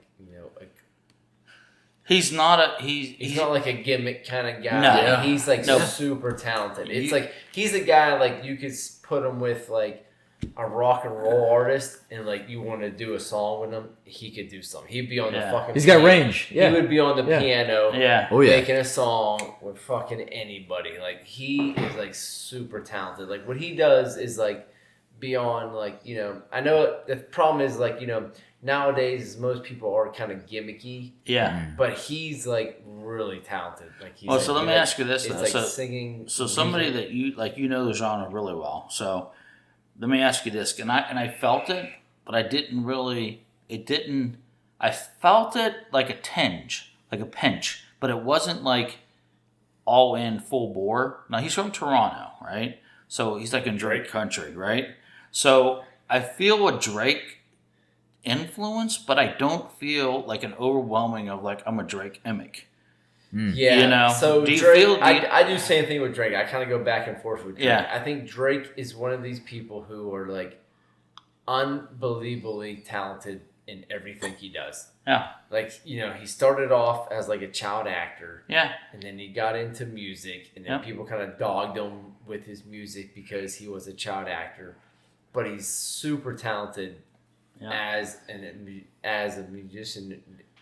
But it's just like everybody's always going to judge him because he was a child actor. Yeah. So it's like like he's almost kind of. I think he's gotten past that. Though. So he's gotten past it, but I think he's always gonna. I think he's always gonna be there. I think he's always gonna kind of have a limit. I think like he's never gonna like people are never gonna let him. Well, you know why though? People. Because he has such a he has you're either here or you're there. Well, because people dislike him for like reasons they don't even know. Exactly. Just because he's Drake. It's like with athletes, people don't like athletes. Well, plus, people hate LeBron because he's LeBron, and of course he's like the sixth man for the Toronto Raptors. Yeah. So it's like he's like a lot of people hate that too. Yeah. So I'm gonna raise my hand for this one. Go ahead. I had no fucking idea that Drake was a child actor. Yeah, I Really? didn't know either. So Oh, yeah, that he was that, on, that gives credence to exactly what you were saying, Zach. Like he was like, "Fuck you guys," you know. He could have been like fucking Kevin from Home Alone. You know what I mean? But he was like, "Fuck you, I'll be a rapper too." Yeah. What movie? Well, What movie was he in? No, he was in a TV series. He- It was he- in it was- Degrassi, right? Yeah, it was kind of like some Nickelodeon stuff. But like that's why. Oh well, that's fucking. I mean, You guys never heard of he Degrassi? catches. He catches. No, yeah, I've heard Degrassi. Yeah, I he think was- Kevin Smith I've was never- in Degrassi. I- Yeah, I've so never it's heard like, of you Yeah, know, dude, hold on a second. All right, ding ding to Josh on that one because you're right. Yeah, Kevin Smith was Yeah. in Degrassi. Absolutely. Who? Okay, Never Kevin heard- Smith. anytime we get a Jay Kevin, and Silent Bob cameo is anytime we can tie Degrassi. Kevin Smith to anything, we gotta love that. Josh, Yeah. high five in the air, social distance high five. Yeah. I can confirm they did not touch actual hands. It was penis. legit. Yeah, it All was penis. penises were erect but under distanced. the table we couldn't Yes. confirm. There was at And least. Jimmy is an officer of the law. Yes, I am an officer. Well, excuse me, I'm not gonna. I think he was feeling under the table just to confirm. I'm not trying to tell my day job, but hey, Oh, sorry. it's okay. I'll be like Batman and conceal it. Penises were erect, but they were at least 5 to 6 feet apart, depending on Current CDC regulations. size. Yes. Yes. Whatever that one doctor keeps talking about is one horse, but anyways. Yes. So yes. anyway, so when you see like One horse, I mean, two cups, do you, what? do you, I mean, so like, did you listen to the new album yet or no? No. Okay, so he was on Saturday Night Live too, which 3 weekends ago I think that he was on. Wait, weekends or the weekend? The weekend was on 3 weekends ago. I That's think, on confusing. Saturday Night Live too. Okay. Which usually when Saturday Night Live puts somebody on, that's usually like a sign that they're going to be doing bigger things Yeah. too. Sure. But that doesn't matter. I still would come out and say that it sucked or didn't suck. But I want to say that I did enjoy the album. I thought that it was solidly produced all the way through. Yeah. They do have some other people, like he has like I think 3 tracks where he has other people coming on with him, but he didn't overdo it. So he wasn't trying to make his mark using other people. Well, Dude, I seems think, like he's got a I good think head. that's the one thing with Drake is like he's never gotten caught up in that. Like he's never gotten caught up in people like dogging him for like people saying, "Oh, you're not legit because you were a child actor, so you're not a real rapper," or because he's like he can't like he also came from money. Like he's not like a lot of rappers life of claim. came Wait, from Drake the didn't ghetto. come from the streets? No. Well, it's like first of all, it's like we all know like majority of people don't come from the ghetto like they claim. It's just like with like athletes. Athletes love to say I came from the ghetto, and then you find out they came from middle class families. Yeah, and they went to a private Catholic school because they had skills. Exactly. It's like Nothing wrong with Catholic school. I'm not saying there is. No, but it's the funny thing is like when you grow up and like you're young and poor, it's like a bad thing. But then like when you get older, everyone was like, oh, they want to brag about it. I came from nothing. Yeah. And you find out, well, no, you really didn't. You That were goes middle on to class. another topic. Everybody wants to say that they've been through adversity. Well, that's like and really that's the same. And I won't go on this because I talk about the Beastie Boys way too much. They all went to a private school in New York and shit like that. Those kids are. I mean, they were just 3 Jewish dudes. But you can even say about the Beastie Boys, Yeah. they went through their own adversity Because they were from there. Exactly. Yes, and exactly. not only that, Yep. because they were 3 white dudes too. Yep. So on top of that. Not only white dudes, but white Jewish dudes. True. So anyways, the Weekend album, it's actually, I enjoyed it. I thought it was good top to bottom. I really thought, what I really appreciate the most is, like I said, listen to it with your headphones, and you will appreciate the construction of the beats. I think the beats are really unique, and it definitely harkens back to more of an R&B feel a lot, but I think that it takes it out of that genre and brings it back to where, like, if you want to call it rap, but I think it's really good. So, dude, that guy's got range no matter what. Yeah. He can go R&B, rap, whatever. It's fucking yeah. and it's He's so. super talented. yeah. So enough- put it enough this sucking way: his dick, we're yeah. talking about it now. We'll come back on, and then I guarantee you he's going to be probably on ETV. Yeah. He's going to be doing a Marvel movie. Yeah, and hopefully he whatever doesn't have fuck it up and just keeps it going. No, I think he's pretty smart. So, but all right, the other one that came out, it was the full album came out for Kelsey Ballerini, which is a country album. which I don't know who likes country or not, but I do. I love country music a lot too. Yep. I love rap. I love country. I love all kinds of music. But I mean, I like her voice. It's really good, and this one has "Homecoming Queen" on it. It has she do a duet with Kenny Chesney, "Half of My Hometown," which is a really good song. And then another person that I really like too Oh, she sang that Peter is Pan song. it's called "The Other Girl" with Halsey. And Halsey, I really like her, man. She's really good she is, yeah, she's really talented. She's so good, and she like really, her music is good, and I do like her just solo stuff too. I like her more when she collaborates though, because it's like her voice is so unique. Chainsmokers, didn't she collaborate with Chainsmokers? Yeah, on something? she did. She's Years done ago. it was a long time ago. Yeah, but she's done a lot of good work, and I like her. But this album, up and down, like those are the three that I think you're going to hear like on the radio a ton. There's other ones on there that are more pure country, like "Hole in My Jug," I think is what it's called, which is a drinking song or whatever. But other than that, it's You don't good. say. I mean, I enjoy it. It's really good. So. The other one that came out, and this is, and again, we've talked ad nauseum about Pittsburgh, and I'll get off this as quick as I can because people are probably tired of hearing about it. But Mac Miller, Circles came out today. Yes. So it literally, to me, like I listened to the whole thing. There's 2 new songs on it, and they're the later Mac Miller. Not the earlier Mac Miller. And Zach, you probably way up on Mac Miller more than I am, but I personally am a more earlier Mac Miller guy. I like Party on Fifth Ave. To me, it was like a tribute to.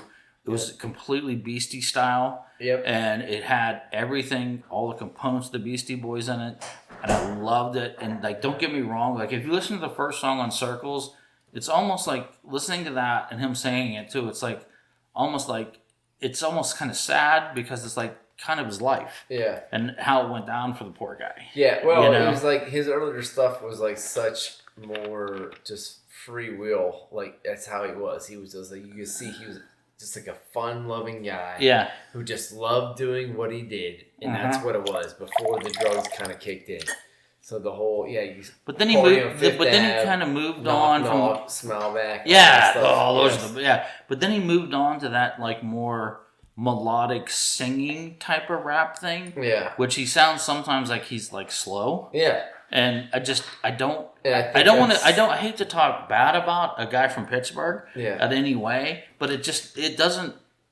I like the lyrics, but I don't like. I think he got away from what. Who he is. Exactly. It was like when he was like literally the young guy, just like you said, like free loving guy who was just loving the music and like all those songs. Like you said, Party on Fifth Ave, like Smile Back, Knock Knock.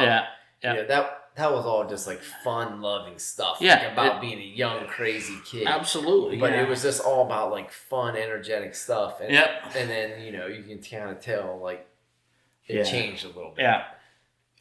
It changed, definitely. So, I mean, again, we have 2 claims to fame from Pittsburgh. From the rap world, it's obviously Mac Miller, but of course our boy Wiz Khalifa too, obviously a Pittsburgh guy. Nothing new with him right now, but I just have to throw that out there. But so moving on from that, it's not a bad listen. I mean, a lot of it, obviously you've heard all the other songs except for the last 2, but the last 2 are very reminiscent of everything they pretty much put on there.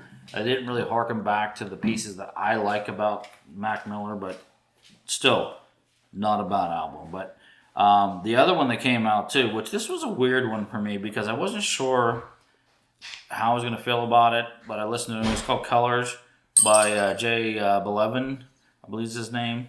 And first off, it's all in Spanish, so I don't understand a word of it. So, but I'm telling you what, though, it doesn't change anything for me, though, because he has a very unique sound, and it's I call it reggaeton, and reggaeton is like for me it's Daddy Yankee. Yes, like Gasolina. That actually Despacito. That's exactly like reggaeton. That's what it's classified. Yeah, exactly. But they've kind of changed the moniker for that, and they're going more with this Urbano Latino type of word for it. Okay. I like reggaeton because Daddy Yankee, I like Daddy Yankee a lot. I thought he was really talented. I thought he did create a very unique genre of music. Yeah. And it's like something you never heard.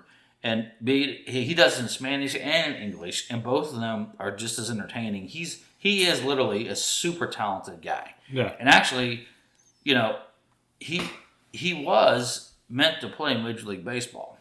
Really? Yeah, and he had a tryout for the Seattle Mariners.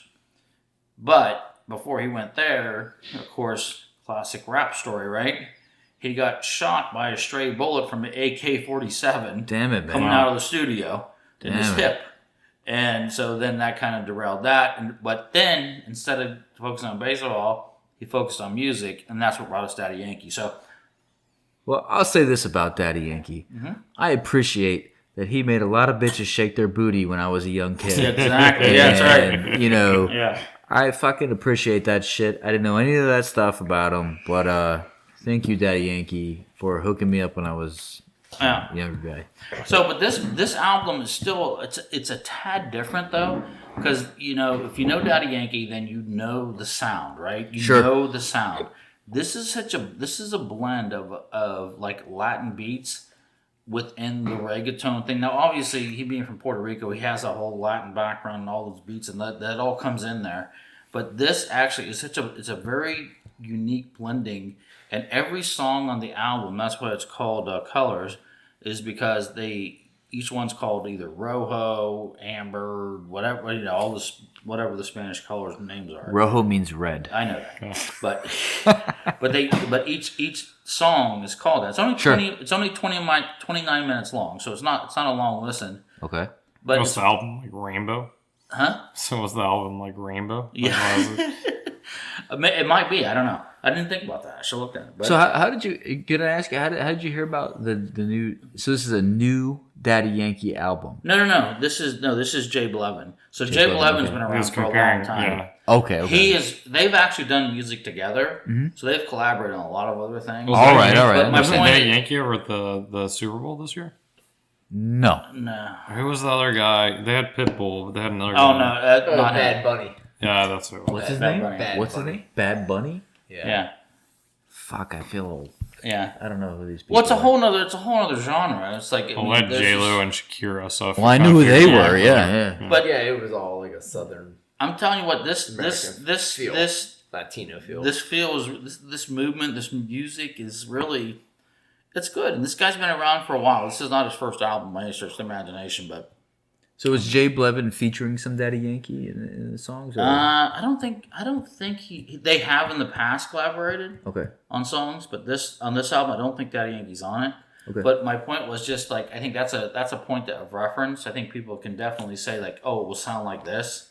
So that's why I bring that up. But Okay, I well, mean, those are the four that really popped out. I'll definitely check it out because Yeah. I mean your musical taste and has been I don't disagree with it. Well, we sat and watched the live stream of the Dropkick Dropkick Murphys Murphys, before we came over here. So. Yeah, so I think we're on the same page as far as music. I'm not as Put it this way, I can appreciate. I'm not as hip. No, it's not about being hip. I think it's just I appreciate good music no matter what the genre is. For sure. Yeah. So, and it's like I don't put myself in a hole and say like I mean, trust me. If I had a gun to my head and said you're going to listen to one music for the rest of your life, it'll be 80s heavy metal rap. Mm-hmm. No, just kidding. I put rap in. I can deal with that. I just put that in there to annoy Daniel. If you get if you're But stuck on it's an gonna be island, heavy metal. yeah. Heavy metal from the 80s is all I would listen to. Okay. However, I've moved on from that. No, I'm I the realize same it's way. dead I'll art, totally but- pick a genre, but I will fucking be like, yeah, I like Yeah. The Weeknd. Yeah. No, I mean, it's just like, it's like I really appreciate a lot of things. I love country a lot now too, more so because I think that country definitely plays more instruments and they play more music in a sense. And like, I think Zach Brown's a great example of a band Yeah. that Yes. has taken country and have moved it through. Like if you listen to all of his albums from back in the country, like, Country Fried, and then you move on, you keep going with him, you get, like, he keeps taking different approaches. Yeah. Now, you can appreciate them or not appreciate them. Like, I like my Zach Brown so I could sit in the pool and drink beer to. Sure. But then again, the other ones I still like to listen to. He had that rock album that he had, like half Exactly, rock, yeah. half country album. Yeah, exactly. Who did he make a rock song with? I don't remember. Was that Chris Cornell or some weird something Yeah, like that? something Yeah. like that. Yeah. It was decent.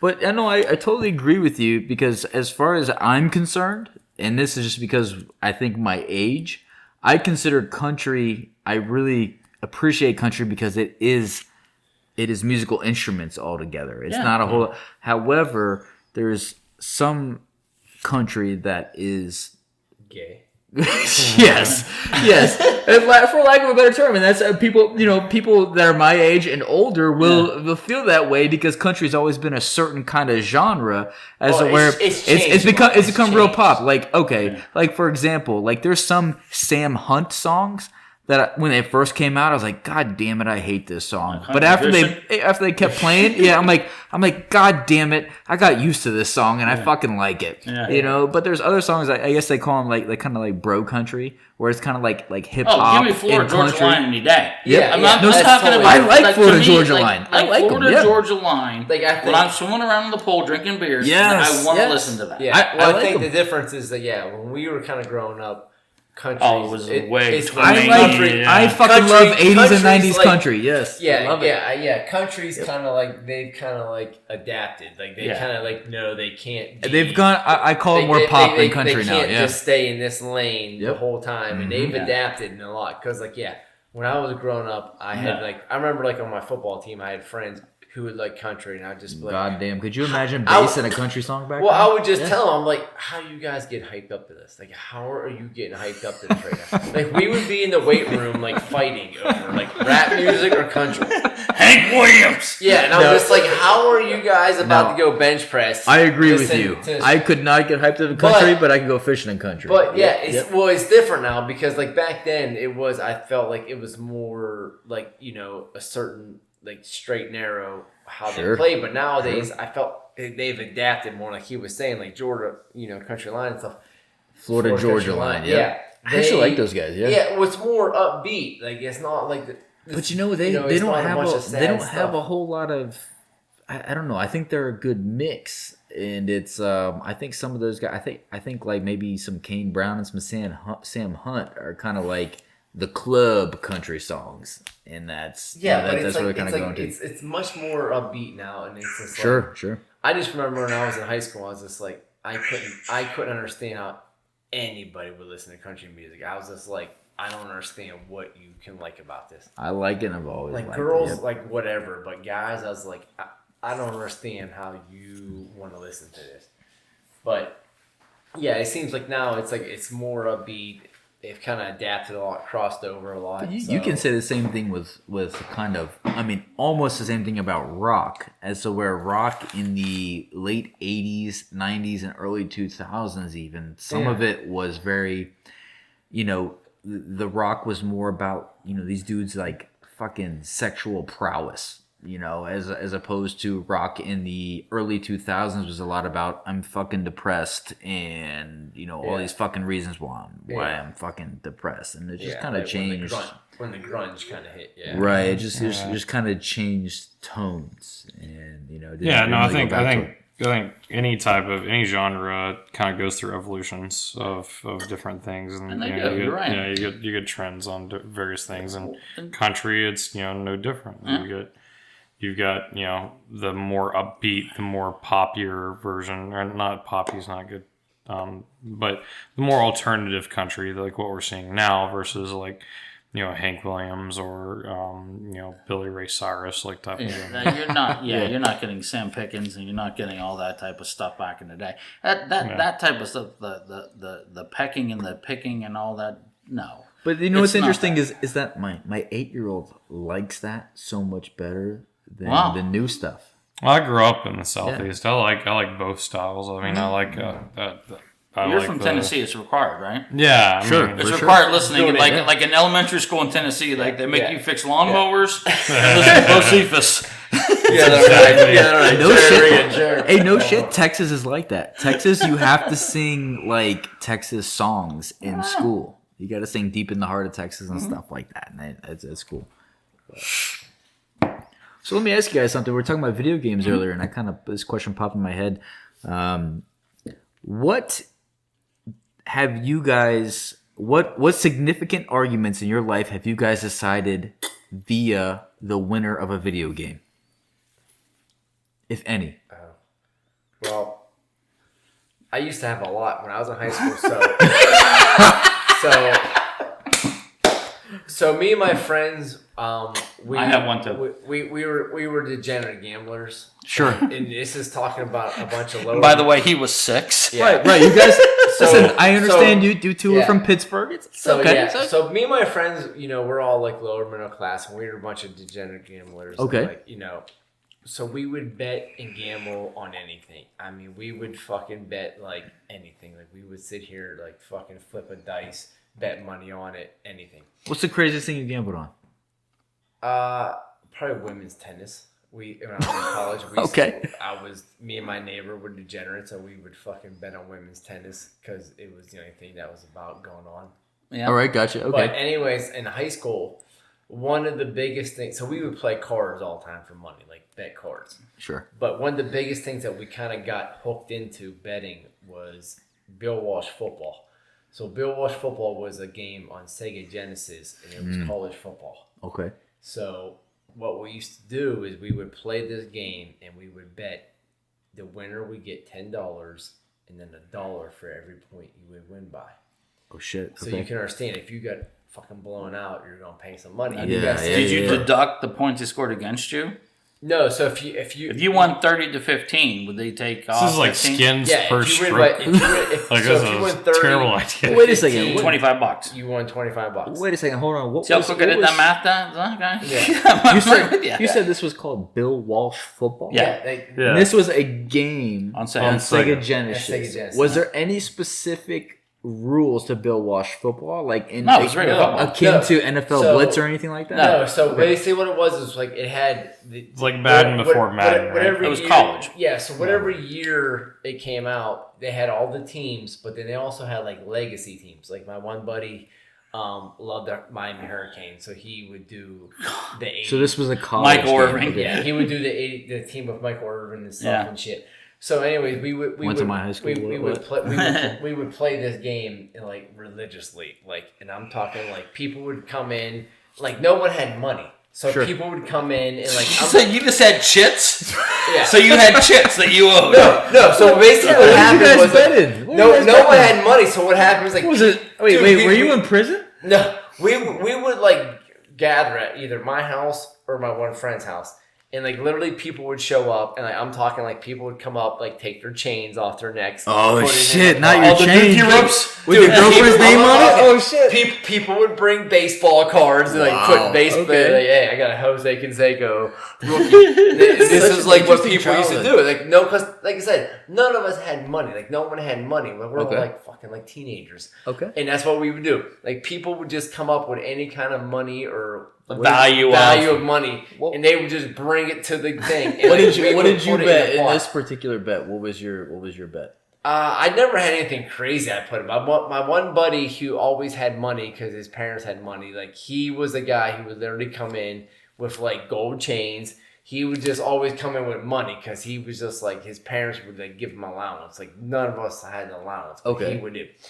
But it was just like we would play these games and it would get fucking... Dude, we probably went... I'm not even kidding. We probably went through like 37 controllers. Yeah. Like we would be like, dude, you're coming down, bring an extra controller.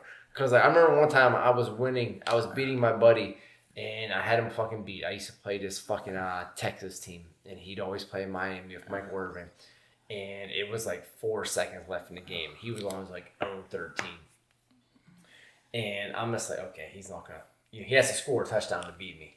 And he throws his bomb. Obviously, I knew he was going to Michael Irvin. And I'm like double coverage on this dude. All of a sudden, my controller stopped working. So my guys just stopped. And all of a sudden, they just stopped.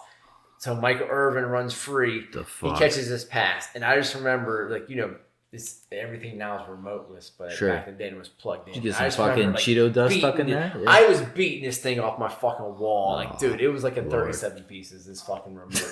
I was so fucking pissed, dude.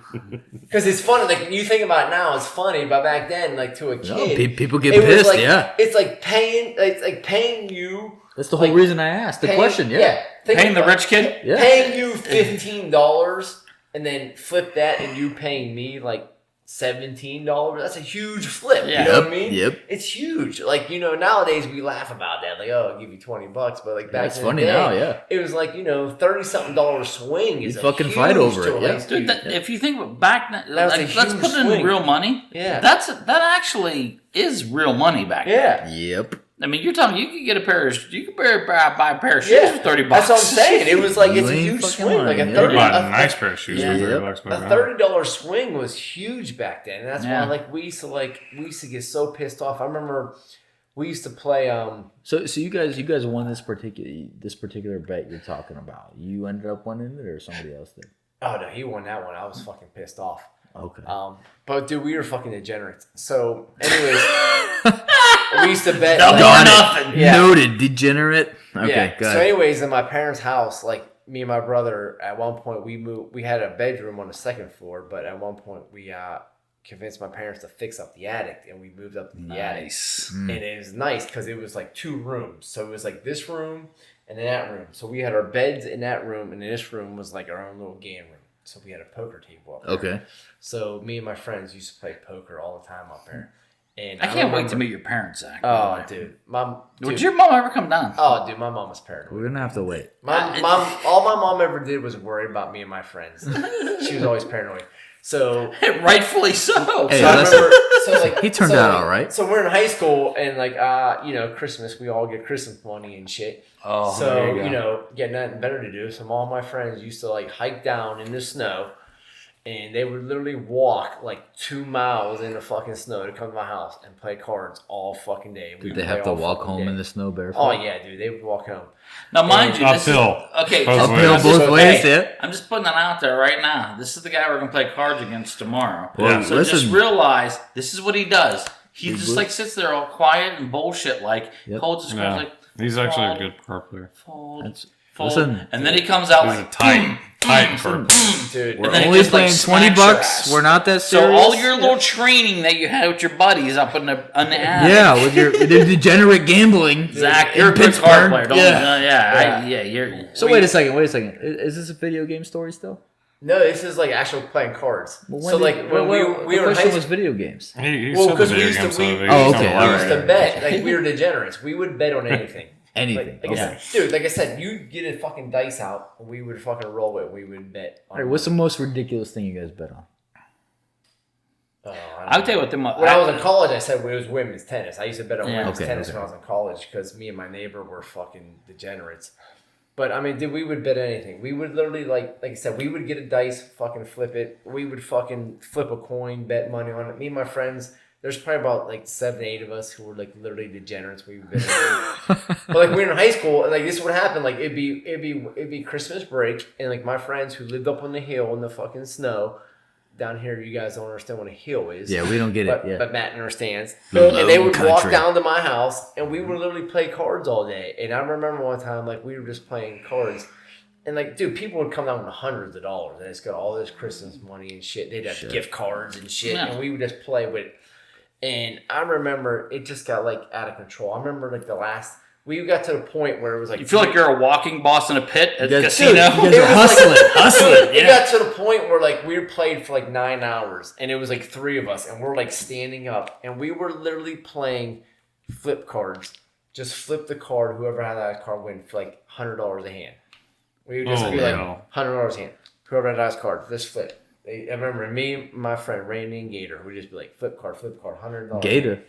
His name was Mhm. Gator. His nickname was Gator. And that's all we fucking Get his bitches did. don't talk back. Dude, it was fucking nuts, dude. And like I said, we were fucking degenerates. And my mom used Would to you always, with a my name mom like always used to Gator? worry No, about me. She's I always like, wouldn't. Zach, Hilarious, I'm by the way. scared for you guys. Yeah. Because we used to, dude, we were fucking degenerates. But you turned out okay. Yeah, I mean, Yeah, you're a good dude. Dude, the worst thing is one of my friend Randy, who's in this, dude, he he works up in New York now, managing hotels, and I mean like multi-million-dollar hotels. He's doing like super well, and like he says, he goes, it all grows up. He goes, it all came back from my street smarts, like Yeah, there you being go. like a fucking hustler, because like he went to New York, and he just like got in with these guys, and it was just like, you know, you had to be like street smart. There you go. So he puts it all back to that. Just, Shady McGrady. there you go. So if there's any kids out there listening, even if you're my kids, listen. Do some shady shit that is underneath my nose that I don't know about, and it will be like beneficial for you because you gotta be because smart. Like I said, I mean, exactly. When we were young, like I said, Our lawyers are asking us to read a statement that does not represent us. But you realize, see, the whole point is like, Look, what I gotta Zach's tell you not, no, what Zach's yeah. not telling you though is like he's up in the attic doing this with his homies. Yeah. His dad's downstairs Doing it with- doing the same thing with Right, his guys, exactly. his buddies, Well, yeah, and they're making exactly. like double the bank downstairs. Yeah, Exactly. So it's That's like, what I mean. That's but the what whole I point is, totally instead mean. of Zach going to the movies and spending $40, Yep. Zach was staying upstairs and spending Yes. $40. He was learning how to hustle. And you know what? Exactly. Oh, the only thing he did was come down to the basement, go to the pop fridge, and that was it. Yep, That yep. was it. He got his Well- Fago and he went upstairs. And everybody was happy. the whole thing is like, yeah, well, like up north, this is where it all comes from, because, you know, like you said, like most people were like Yeah. middle class, and it was just like, you know, You this entertained is, yourself at home. this is what people did. It was like, you know, people didn't have a lot of money, but, you know, you had to entertain Yeah. yourselves and do something. Like, you can't work all day and go home and sit home and do nothing. So people would gamble, and it was like a Fucking good hustle with entertainment. baseball cards Yeah, and and the thing bubblegum. is, it's like Yeah. it's Like like I said, dude, it's, that's what it was. It was like, yeah, it's true, and it's like it still exists a lot. I mean, it's still that mentality still exists a lot. I think Yeah. in Pittsburgh, obviously, but it's true though, because it's like you don't really understand the like that was just a mindset. You know what I mean? That's just kind of how you grew up. You know what I mean? It's like and it's laughable now because Yeah. it's like it's almost like prison rules, but it's like okay, Yeah. it's just it's not prison rules, it's survival. well, Yeah, it's it's- survival in a sense too, but it's still. But this thing is, the guys that you're betting against right now, and you're doing all this bullshit with, like if you get in a pinch, you can call Gator and say, "Hey, Yeah. Gator." Gator. Gator. Dude, my transmission went out. yeah. He's like, all right, you know what I mean? And they're like, but the first people to lend you, maybe no vig, but you might get money out of them to help you out. Yeah. You know what I Well, mean? it's But I mean, it's like it's definitely it's a very weird thing, and it's like so it's almost archaic that it still exists, but it Yeah. does still exist. Though. Yeah, so like I said, like I grew up in a small town, so it was like you kind of knew everybody. So like for instance, like me and my friends, like, you know, when I was like 15, 16, I knew guys who were like 25, 26, 27 years old. Like I knew them regularly. It wasn't like I just knew who they Yeah, were. I knew them yeah. regularly. And so one of the thing is like, you know, in our town we have the SOI, it was the Sons of Italy Club. And you know, it's a private club. You And, gotta, like, me- go It's Yeah. got to be Italian. I'm And, curious. I'm Yeah, curious. so like Okay, and first off, so- let wait me a set the second. scene. In the back, there's 6 bocce courses. Oh, it is. And then there's like a big jug of Dago Red on the side. Listen, I still have T-shirts. From And my they dad, bet on the SOI old Bocce dudes Club. playing bocce. But it's like they was like, so these were like private clubs you had to get in. And So like, you're saying my Eastern European ass couldn't get in there? no. Okay, no, fuck. They were Damn they were very secure and private. But I got dark Yeah. hair and a But anyways, good like beard. the thing Yeah. is like, you know, so anyways, when I was like 16, 17, 18 years old, we knew all these guys who were, like I said, 25, 26 years old, and they would get us in these clubs after hours. So Yeah. these clubs would close down at like 2, they'd kick everybody out. Then my friends would like sneak us in there. We're like 16, 17 years old, and You we would drink go all night, we would yeah. go in the back, and we would literally play cards, and all they would do is like every pot they would take a couple bucks out, and they would give it to the bartender, the chick, and just like, this is your money. This is free to you. You don't say nothing about what you saw here. And like we would literally play. Now it's like, you know, it was like to us, it was like crazy, and it was like so cool, like young kids like being, first of all, being in a bar after hours, but then Yeah, playing really. cards with all these older guys. But that's like, but it was like that's what everyone did back then. So like, it wasn't that crazy because that's what, you know, these guys who were 25, 26 years old, that's what they did when they were. And there's probably a good chance you're Yeah. playing across the table from a cop that's in the town anyway. For sure, yeah. exactly. No, it was like you knew everybody. Yeah. Everybody who was in there, you knew it because it was Yeah. such a small town. So It was like- do you think if we just took that story, right, and switched it out with like from card game to video game. Yeah. Like, do you think like our kids, because our kids are around the same age, right? We got some kids around the same age. Do you think that they could benefit from that? Some things that like maybe they wouldn't have had the opportunity to learn. I'm gonna tell you right now, I do not ever want my son Aiden to get involved in gambling in that sense. Not exactly gambling, enough. yeah. I mean, my fantasy league alone was $350, right? Sure. So he pays his own way in. Okay. And that's why he's so invested. It's like when Aiden parts with $1, he literally, like, I won't say that. It literally pains him so desperately that you don't have any clue. Okay. So like for me and like Zach, it was more of a fluid situation where you could do these things and it wouldn't be a big deal. Mm-hmm. With Aiden, he puts up these big investments and then like he's so tied to it. But I mean, if he was in a situation where he could do something differently, like parlay these things and do this, and if he ever understood that he could call a bookie, I would literally lose my mind because he would do it. Yeah. And I don't even want to get him. I don't even want him. He's so far away from that. But like, how many bookies did you know? Because I knew a gazillion. And listen, a gazillion. I've had bookies knocking on my door. Yeah, exactly. Yeah, exactly. See, you know, this exactly. is so interesting because you guys are about 10 years. You two are about 10 years difference from me and Josh here. Well, no, I'm older than him, but yeah. But I mean, roughly about. Generationally, but I mean, but I think that like Zach was on the tail end of it, and but he was still full on at that point, and I was like, that's kind of how I grew up, you know. But that's definitely he knew, and that's why Zach and I can talk about these things, and we can always like riff on these and go on and on about it forever. Because we definitely share those same experiences. But to Zach's point, though, there's a point where, like, once the steel market completely fell out and all that type of stuff, our world changed. Mm-hmm.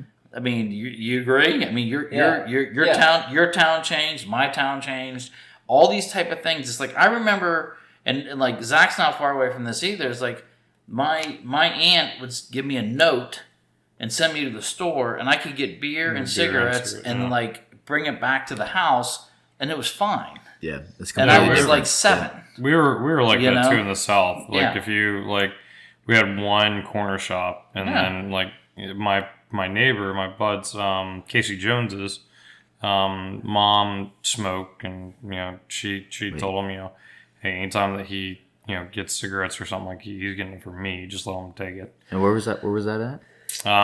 Just south of Chetner. Yeah. Okay, see, it wasn't like that in South Florida for me. It was I was the guy that had the fucking beard before I should have. Yeah, I was too. And I was able to go in and buy some fucking cigarettes before I was like 18. But the thing is, I grew up in England, so when my coming of age in England, if you could look over the bar in England and you didn't make a dick out of yourself, you were good. So I was drinking in pubs when I was 16. Wow. And I could just walk in as long as you just like took your pint and you sat down and you didn't say shit. And you didn't make an ass of yourself. You could get like 1 or 2, 3 pints and you'd be out the door. Dude, I would have been a fucking man at 16 in England if it was me. Yeah. I mean, it was fantastic. I mean, I didn't like this whole drinking age thing never hit me until I came back to the States. Yeah. And when I came back to the States, I was 18, 19 years old, and all of a sudden it was like, what's the big deal? You know what I mean? I grew up overseas where drinking, like if you're a young kid in France or whatever, you're drinking wine at dinner all the time and stuff like that. Yeah. But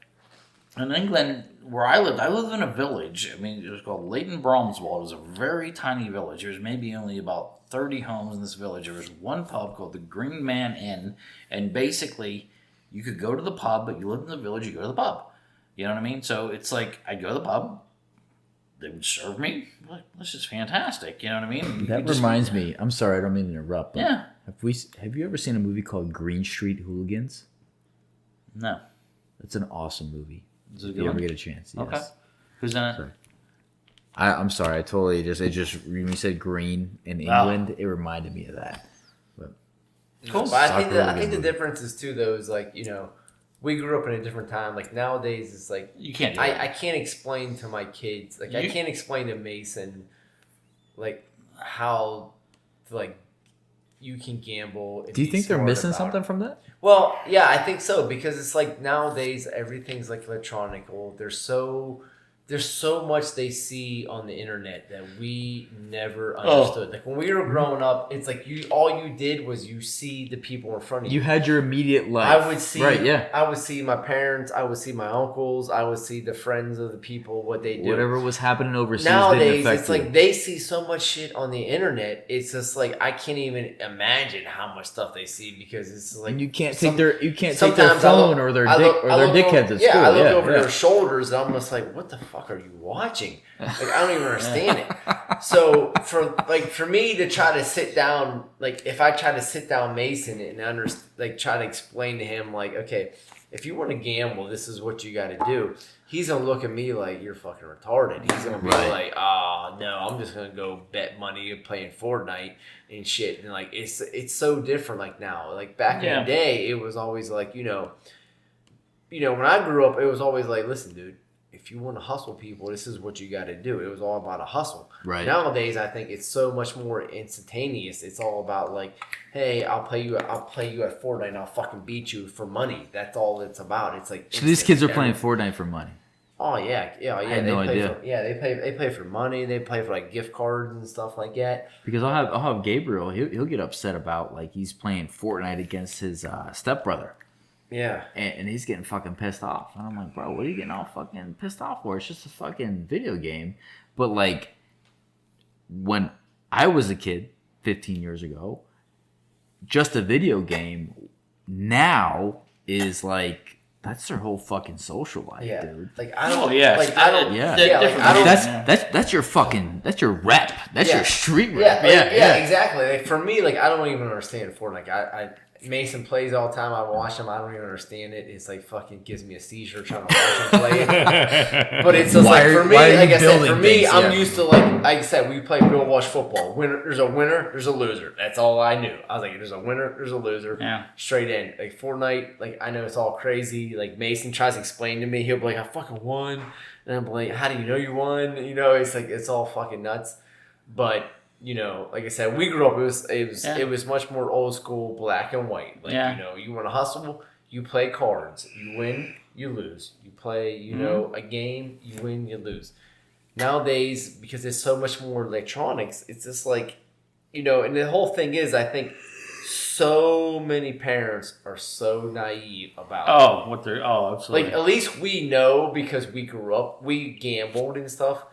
And, you know, even if you didn't gamble, you kind of know what goes on. And that's the whole thing, like, I tell Ashley. And I was like with Kala, like, we always try, like, you know, to be sneaky, like, listening to, like, what she's doing on, like, you know, the iPad, like, who she's talking to and what she's watching. Because, like, you know, nowadays they have access to so much stuff. Oh, yeah. And it's just, like, you don't want to sit there and Before, all you wanted to do was you Zach, don't hang out with Jimmy. He's a bad influence. Yeah. It's like don't watch pornos and don't hang out with Jimmy because he got cigarettes. That's right. It was like simple. It was like fucking Jimmy got fucking some Marlboros. Johnny got some Skull. Yeah, exactly. Yeah, and it was like somebody going to try to bring up some VHS porno. Yeah, exactly. That was like we had to worry about. Nowadays, it's like everything is like internet. And I was like, I don't even know how half this stuff works. I'm just like, I don't even know these days. It's like, you know, can my son be sitting on the iPad and somebody can like download a porno to him? I don't even know. Yeah. Because it's like, I don't even know. Well, if he says yes, please, he can have one. Well, that's the problem. It's like, I don't know. It's like, I sit there. It was like now that like they're on break, I'm sitting there and like our bedroom's like basically here. And like the loft is like here where Mason's like gaming system is. And like I'm sitting there like yelling like, Mason, shut the hell up, dude. I'm trying to go to bed. Yes. It's like 12:30. Yep. Like, I tried to go to bed 2 hours ago. And he's out there like on his headphones with his friends. And it's just like the whole thing is like he's playing Fortnite, but it's just like I know through the internet you could download basically anything nowadays. Yep. And it's just like, who knows what these kids would be downloading. Well, my thing is like, dude, you're not taking a shit 8 times a day. Yeah, you're always hiding in the bathroom. Give me your phone before you go to the bathroom, goddammit. Yeah. So what am I supposed to do? Count the tiles. So wait, has anybody ever like fucking decided anything via the outcome of a video game. Yes. What's the Yeah, coolest Matt's thing? been What's the holding on to coolest one. thing, Matt? Yeah. So, I was in a fraternity. I am in a fraternity. I shouldn't say it was. I am. All right. Phi Kappa Sigma. Woohoo! So, my pledge brothers, my pledges, I should say, I was a brother at this point. My pledges, whenever you're a pledge in my fraternity, you had to carry what's called a pledge book. Okay. And basically, what you had to do was to get to know the brothers. Each brother had a page in the pledge book, and you'd have to go visit each brother, and you'd spend time with the brother. And then as you spent time with them, they would then sign your book for you, right? Okay. So the first week, it's like one signature, right? So they see you one time, you sign the book or whatever, you know. And they could catch you on campus, and sometimes they could just they catch you on campus and say, "Hey, dude, you sign my book," you know, because Wednesday was pledge night, and that's when you go down to the house, and then everyone was there, and if you didn't have your pledge book filled out, you'd be in deep shit. So the pledges had to run around and find you, okay? Okay. So what college was this and when? Cal U. Okay. And so what I would do is I didn't go too many places. I mean, if it was during the day, I was either in class or at my house. 7 o'clock, I'd leave my apartment and I'd go basically drinking the whole evening, Monday through Sunday. Naturally, yes. Yeah. So anybody that came to my house, they would knock on my door. They'd come up. I'd give them a task. Either was clean my dishes, do whatever it is, or whatever you want to do, and I'd sign your book. But Danley, who is our platinum listener, Dan Lee. yeah, he was a pledge, and Okay. I was a brother. He was a pledge after me, and to get his book signed, he had to beat me in Tecmo Bowl.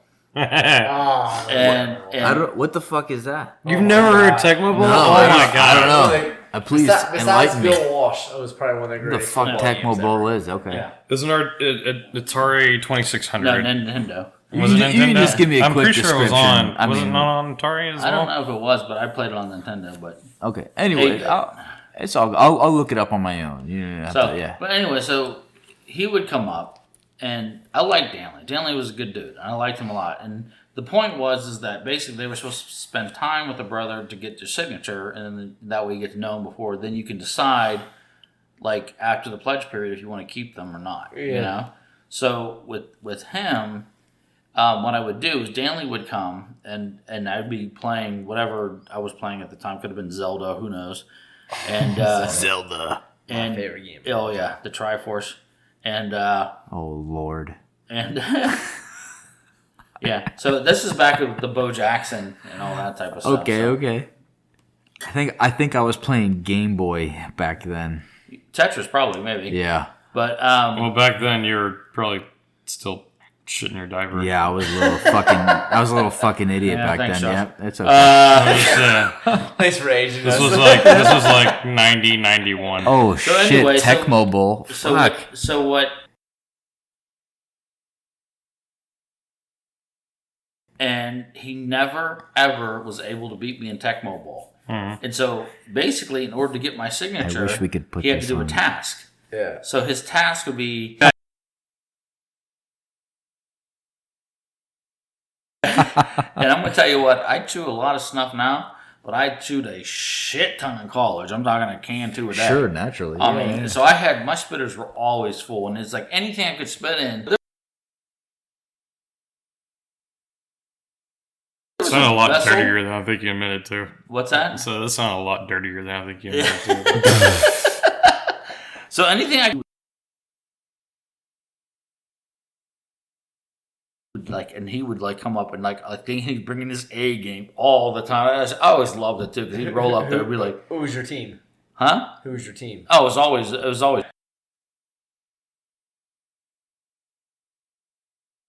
Between teams and Tecmo Bowl. Yeah, no, I just always played him.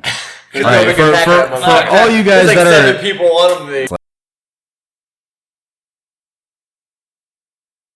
Like this fucking pixelated ass, it's like an like arcade. just, Oh, just you know like what? You yeah. play. You It's- guys play. Just Google I it. think I may have it upstairs. Like I'm not 100% sure. I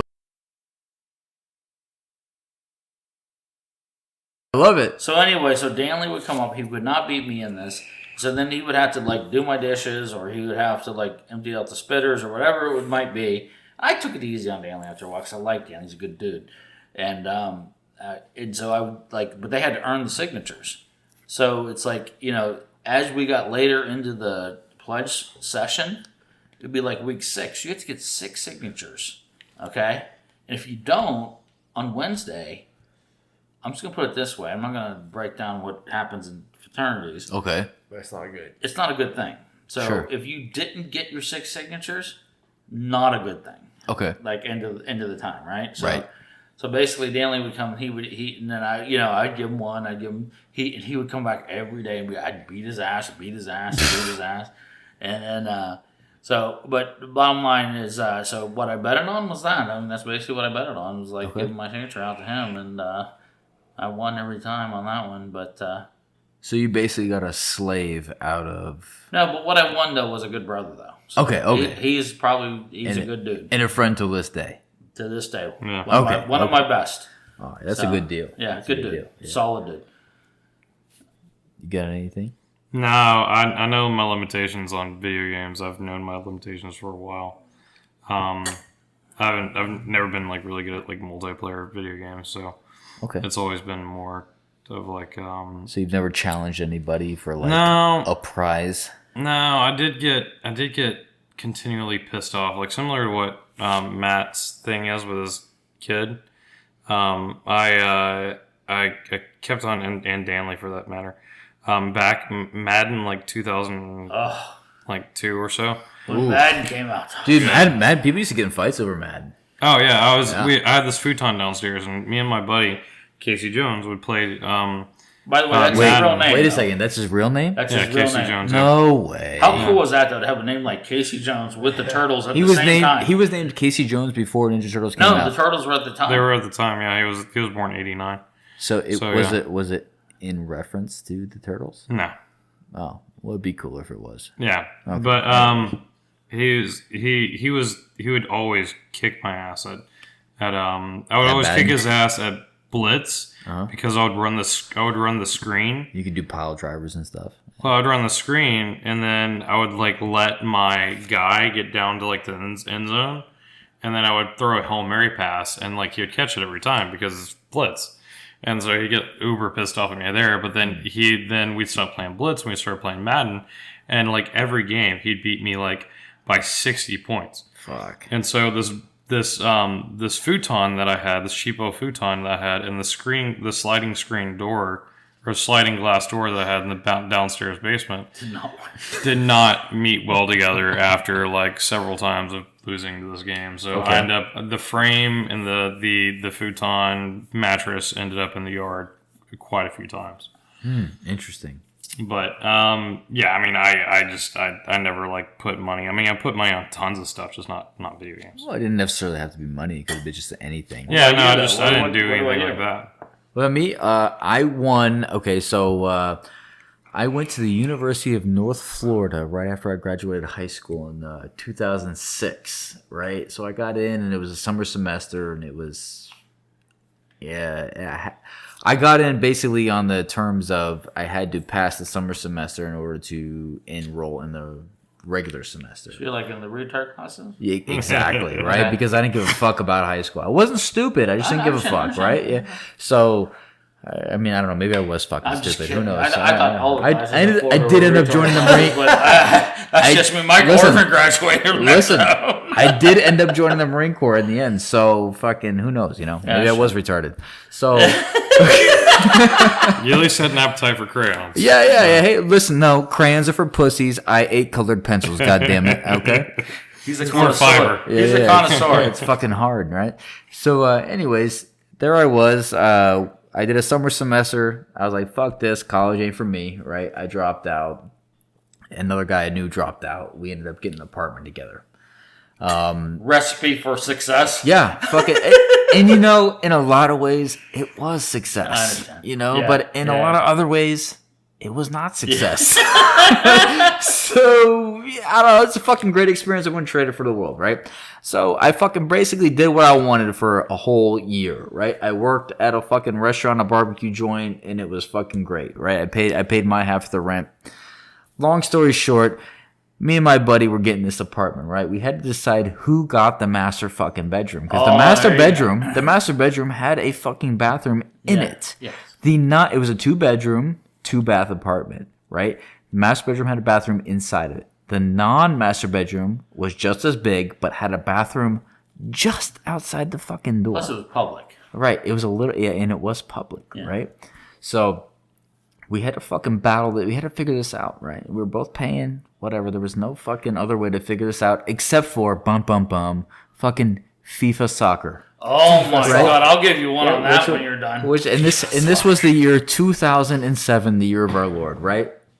Or so. Actually, I'm sorry. It would have been 2006, the year of our Lord. So fucking. No, wait, was it FIFA or a FIFA World Cup? It was FIFA World Cup. I know exactly what Yes. you're talking about. Tough thumping? I was fucking Ronaldo, right? I took fucking France, right? I'm pretty sure if I remember. And if you're listening, fucking, you know who you are. Fucking, I'm sorry. I'm pretty sure I took France, right? So he was good. I hadn't played as much, right? And he was really invested in this game. I fucking won, right? For the master bedroom, right? Basically, it might have been, I was 19 years old. This might as well have been for fucking keeps for life, right? Yeah. So, fucking, I won. He got pissed, right? Threw a fucking controller, pitched a fucking fit, everything, right? So, it was serious fucking stakes back then, right? I fucking won. And that fucking felt great because I was not nearly as skilled as a FIFA player as him, but I had the fucking attitude, right? Yeah. I was always fucking kicking and just kicking and kicking. Yeah. And I was the fucking dickhead. Like, I didn't have the skill, but I just kept fucking mashing the buttons. And so I understand why he was fucking pissed later on after we played a lot more, right? Yeah. But yeah, that's the coolest thing I ever won out of a fucking video game was the fucking master bedroom. I mean, you can call it college years, right? Yeah. Because I wasn't in college, but I still knew all the college people. Age. Yep. Same age. And then, a year later, I ended up joining the Marine Corps. But that's another story. So, coolest thing ever, FIFA World Cup won, got the master bedroom for about a year and a half, and I fucking rocked it. So, that's that. There you go. What about your? Oh, I'll try to be quick. So, FIFA. So, first off, outstanding game. Yeah, by far, it was great. probably much better. I actually love it better than Madden. I think FIFA. Yeah. I think FIFA is a superior game to Madden by far. And my brother and I, we played World Cup, and it might have been the same one that you played. It was the tub thumping was the theme song always came on. Yes. Was the one that I we get played. knocked out, Yes, but I that get up one. again. Yep. So that's the one we played. And my wife used to, when we first were married, she's a nurse and she used to work night shift. So basically what would happen is I would drive her to work, I'd drop her off, I'd do one of two things. I would drop her off, go right to the stadium and watch the Pirates play, or I'd go home, play video games. So my brother moved back from the Marine Corps, comes back. Rah. He comes back and we're like, so okay, now I'm not watching the Pirates as much. He comes over whenever she's working at night and we play video games all night long. Sure. So we put on that and we're playing and we're playing and we're playing. And I dropped her off and I had to go back and pick her up at 7 a.m. I'm not paying any attention to anything. Okay? And we're playing. Next thing you know, my phone rings. I'm like, what the hell? What the hell is that? And I'm playing my brother, right? Time. Yep. So I up and she's like, where are you? Oh shit. And I'm like, I'm coming to the tunnel. We're right there. I'm in the fucking car. Can't you hear? And I'm walking backwards from the game, and I'm playing as I'm walking backwards. And then finally I get to the door, and the cord stops, and I'm like, I gotta go. And I drop it, okay? Cordless wasn't even a thought. Yeah, exactly. I drop it, and it's like, I run down, get her, and I get back, and of course my brother is long gone at this point, right? Of course, she comes in to see 2 spittoons, a litter of Sam Adams beers all over the place because we were drinking all the seasonals at the time. Right. So and of course he didn't even bother to clean anything up. He Why would you? Yeah. Just left. Because first off, it's like he realized if he was there when Shauna got home, oh shit, Oh Lord. she would have unloaded. So then she's like so mad that she was waiting for me to get her because it was like 15, 20 minutes, So by the time I said it was, I just getting through the tunnel was tough. And she's like, really? And as we're driving out, there's nothing. There's nothing. There's nothing. I know it There was doesn't an look like it accident. right now. They but just cleared it up. It was so bad earlier. There's nothing. There was an accident. But I had played everything. so long with him and it was like 2 nights of this that we did this. And by the time I went to get her, I had actually bruised my thumb, and the bruise was coming through my nail. Oh shit! Because I had played that much. And I remember I played England all the time, and Shearer was my guy. This guy was dynamite. Oh fuck! It's funny how long you can play a video game and time can go by. Mm-hmm. Like you would never think. Oh it's yeah. You think about an 8-hour workday and fucking how long that takes. Yeah. And then you can like watch movies or play a video game for 8 hours and it goes by like that. Exactly. I remember. Why can't we get paid for that? Yeah. I remember. Yeah. Some people do. Yeah. I remember when I got the one Zelda game. Oh my over God. Christmas break. Oh, Christmas break, and me and my brother just played it non-stop. I was like, all we did was play fucking Zelda like all day long. Yeah. It was just like fucking snowy outside. We're like, fuck it, let's just play Zelda. We just played all day. I remember like friends calling me like, dude, how do you get past this stage and stuff? Yeah.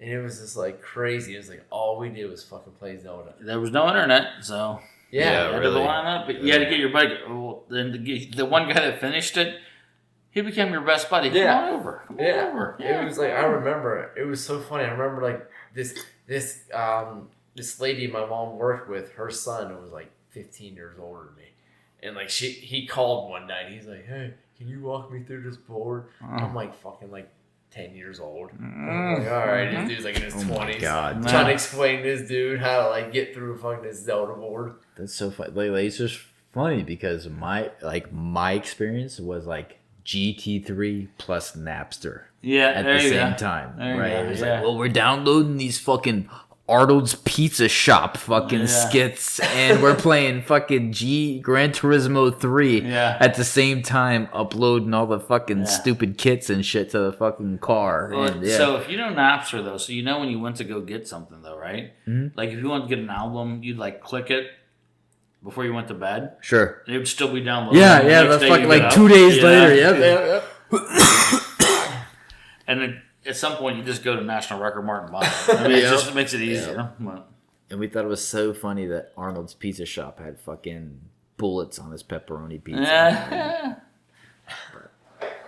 So Zach, you've been into something interesting lately. Oh, we haven't got to the main topic. We haven't got to the Ooh. topic. Paintball? Yeah, paintball. Yeah. I really want to hear about that. Yeah. Yeah, so in Monk's Corner, it's called Paintball Charleston on Cypress Hill Road. That's where we usually play.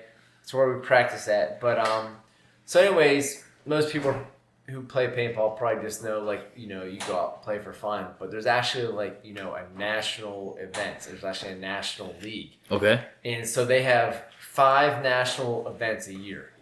And the first one was in Las Vegas. In beginning of March, we went out there. My team. We went out there and played in Las Vegas. And thank God we get out there early because now this fucking whole shit with coronavirus. Yeah, really. Everything's fucking shut down. Sure. So, anyways, we go out there and it's literally you can't even believe it. How many teams are out of these national events? Dude, hundreds. Oh, okay. It's basically they have different divisions, and I mean, you think of college Division 1, 2, 3, 4, 5. That's kind of what they have out there. But then they also have special divisions. So you literally have hundreds of teams out there. You literally have every state from the United States is represented, and then you also have multiple countries. There's teams from Russia, Germany, Mexico, Brazil, all come. So there's no shortage of people. No, Okay. dude, it's insane. It's a ton of people, and like I said, if you didn't really know much about paintball, you wouldn't think it's that big. But it's funny to me because I played it when I was young, a teenager, and then I played it all through my teenage years. I played it 1 year in college, and then I quit playing it, and I didn't even know about it until I came back here.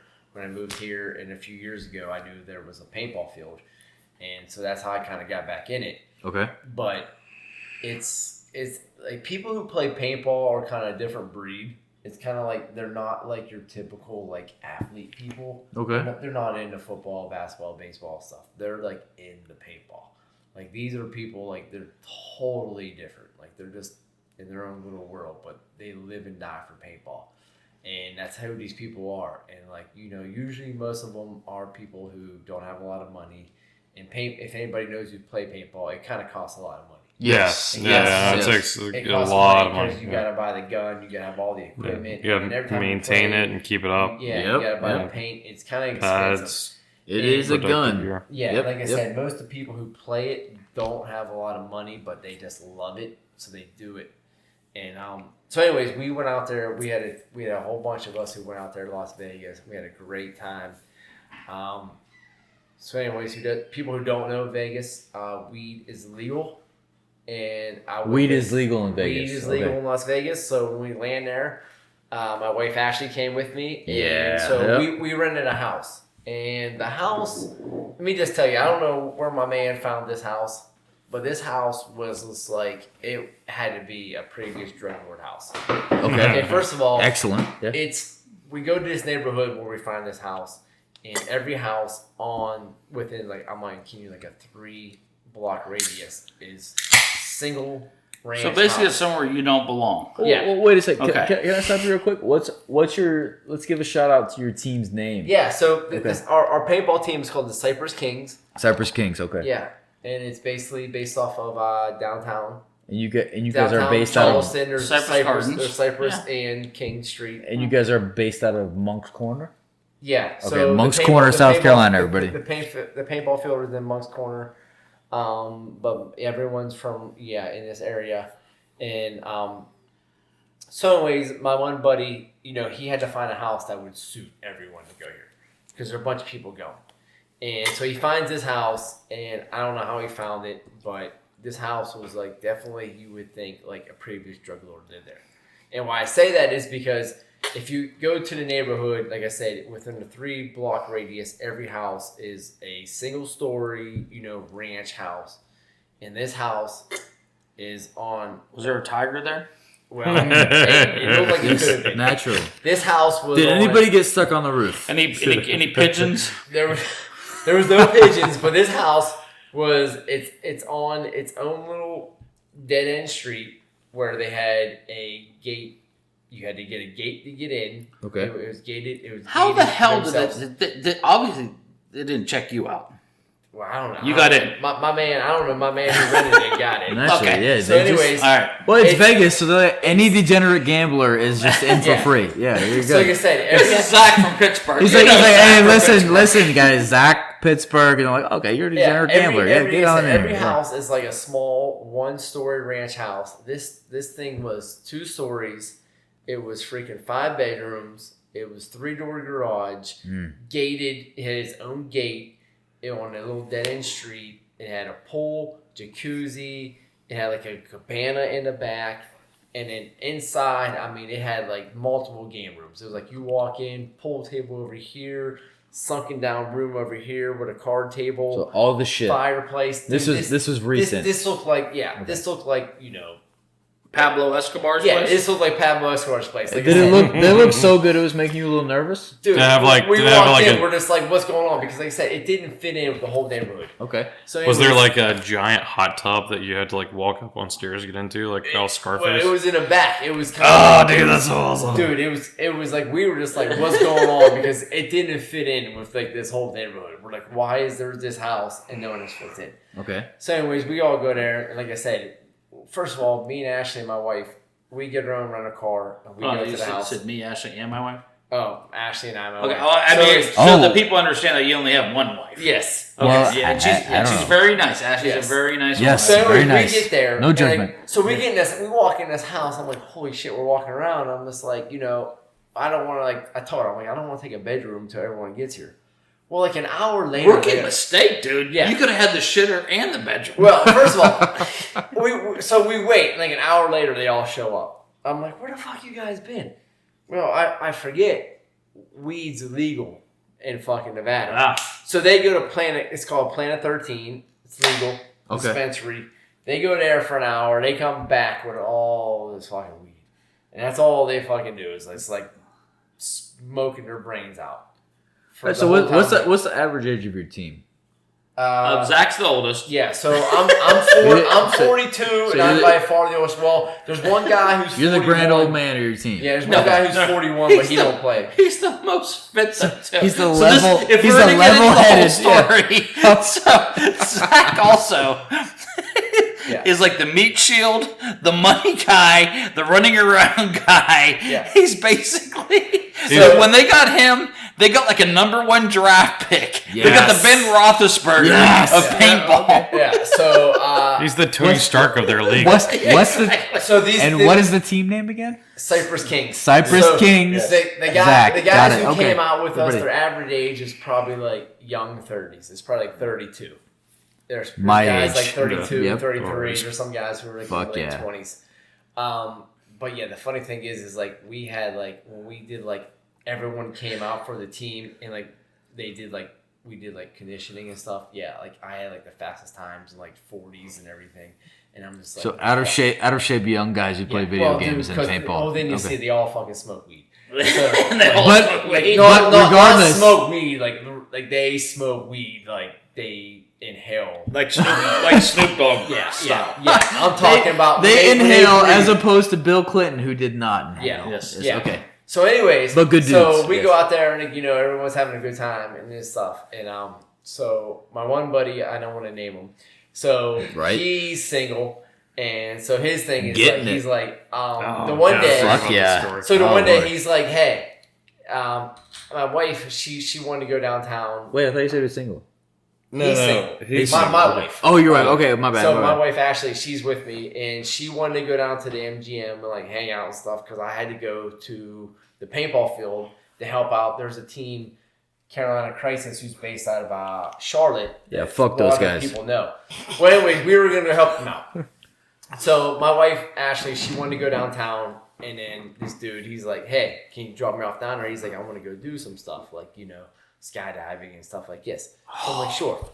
So we drop him off, and I drop him off. So later, next thing we know, he's like down there doing his thing, and my one buddy's just like, he's like, Zach, you don't know him.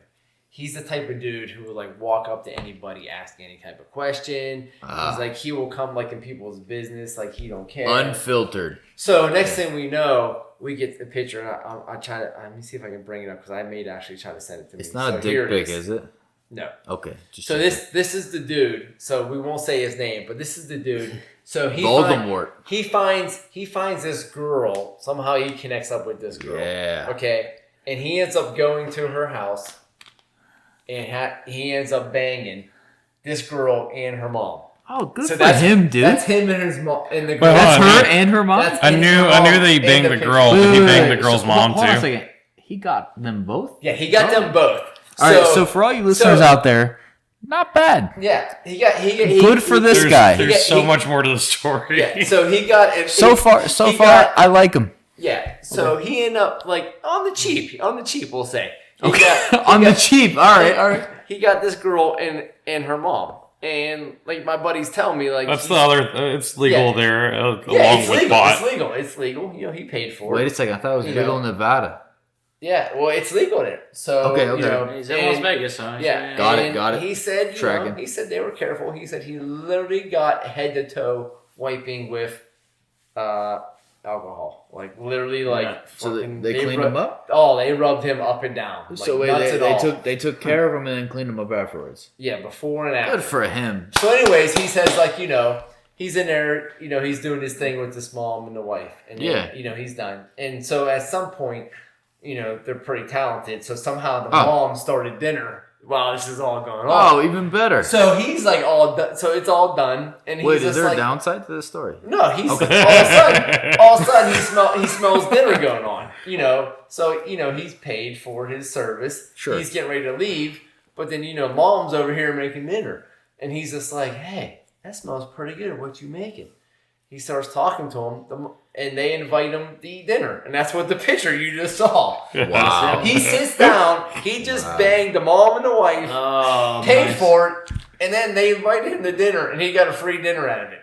So he's sitting there afterwards eating dinner. Listeners, with the just so mom you and know, wife this is not a paid ad for No, Vegas. this is just ad. legit. I don't know who these chicks are, All right. but he literally got his. Well, we service, wouldn't plug and them, then- even if we did. and then They paid us though. As a matter of fact, Vegas, if you're listening, you should pay the Nerd And First then- Matter of podcast fact, for this. Yes. if mom and daughter son want to contact us, Whoever you are out there, reach out to Yes. us on Advertise. Facebook. yeah. And then after that, he got a free dinner. He got a free dinner from them. And he even told them afterwards, he tried to give them $20, and they're like, no. They're like rubbing their belly, like, no, you like it. Wait a like second. it." You put baby right All right, wait a so second. I was funny. confused. They were rubbing their belly because they put a baby in there, No, or he because fed them. I'm because confused. He Okay. was First off, you're thinking they speak English. Listen, Yeah. I was Okay, in the no, Marine no. Corps, so I assume the worst. I understand. Okay, but, gotcha. the monosyllables. We're gonna break it down. Okay, I'm listening. I'm paying attention real hard. Yep. Okay. He was trying to pay them for the dinner, and they're like, no, you like, and they're just like, they gave him his money back. They're like, no, you like, and they're just rubbing his belly. Wait, And did they kept say feeding you him. like long time? I don't know what Okay, they said, all but right. he just said they kept like, rubbing their belly like you like it, and they just kept like feeding him. He's just like, it was unbelievable. He's probably eating cat. Dude, he's Who cares at this point? like, who cares? Yeah. He just like banged a Dude, mom, that's daughter, fantastic. and got fed. No, listen, he's experiencing different culture and a different state, and it was great. It was a good time, right? I agree. So a couple days later, And you got to same play dude. paintball. So Yeah. a couple days later, same dude, and I had to fly home because we left a couple days early, Ashley and I. So we're back at the house, and I heard this after the fact, but same dude. So you go anywhere in downtown Vegas, everybody knows dudes are always like flapping these cards like this. They Yeah. always hear Yeah. this, and they're giving these cards. There's fucking cards everywhere. Yeah. So, anyways, he come home when I was there. He came home like a handful of them. So this is like like they're fucking like trading cards. a fucking yeah. baseball card It deck. was- yeah, that's what it was like. We were literally sitting on the island when they were looking at all these chicks, and so I guess this is like a day after I left. We left on like Monday, and they stayed till Wednesday. Ooh. So I wasn't there for this, but I found out after the fact at the paintball field last Sunday. They're all telling me, they're like, "Oh, Zach, you didn't hear about this." So there's like Wait a second. Did you guys win your fucking paintball match? Oh fuck no, we got. Yeah, this isn't Oh, really about okay. paintball. All right. No, the problem is most people prepare. I was just the trying thing to is, know. is like The beauty of it is that what we want to do is like this is like a culture that like kind of leads into what we do. So yeah. So most people prepare for the paintball things. So our game was like 11. Most of us went to bed at like 4, got up at like 7. So like drunk, and like everyone wakes up. First thing they do is drink a beer, and half of them smoke weed. Okay. So like So we're not the most physically fit. Whatever. prepared for Yeah, paintball. you don't need to be. Yeah. Zach, you gotta whip these bitches into shape. Yeah, man. Oh, I told them, dude. I Fucking was like, haze 'em. I went to bed early. I was like, dude, I can't fucking do this. I was like, when I was fucking 22, I'd be like, fucking, let's go. I'd stay up all night, but I'm like, I can't. Nah. But anyways, so a few days later, this same dude, and they're sitting there and they're all partying in the house and stuff like this. And the one dude, there's like this big couch, and they're all like on it, and everyone kind of goes to bed except for this one guy kind of falls asleep on the couch. And he said he's like sleeping on the couch, and a little bit later he says he kind of hears this noise. He wakes up, he looks over, same dude that I showed you in the picture. He's over here with this other black girl, naked.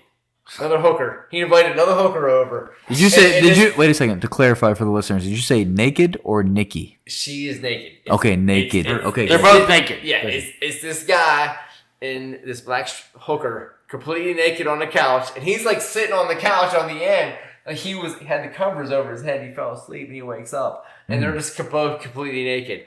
And the dude just looks Getting over it. him. He's like, "Oh, sorry, dude." He said, "We'll go upstairs." he just takes the hooker upstairs and just went up there. Natural. Like, what is this like, dude? He's like, he brought this hooker in the house, brought her on the couch, got her naked. The whole time I'm laying on the couch, and he didn't even notice I was there. Like that's how out of So the this whole is time this is a paintball team, not a rock band. Well, that's they party like they're rock. Like they're rock stars. Paintball rock band. Dude, Got it. like Okay. I said, Sounds fun. Let me tell you something. Like I said, when we landed, they showed up an hour late, and I can't even tell you how much weed they brought back to the house. So let me ask you something in a little bit of like kind of nerdy paintball terms. I have a Spider 1 in my closet. Do you think I could join? I have And no get it? clue what a Spider 1 is. It's like the first fucking First spider off, paintball gun that ever. is dark web, like deep ex-marine bullshit stuff. So it's like it like literally could take you out from like 500 yards. So it's The sniper rifle. Rumor has it one guy got a guy from a mile away. Let me So clarify. this- I bought the Spider 1 paintball gun when I was like fucking 12. Before So I it's probably was like Spider 4 now. Yeah, it's probably Spider 18 for all I fucking know.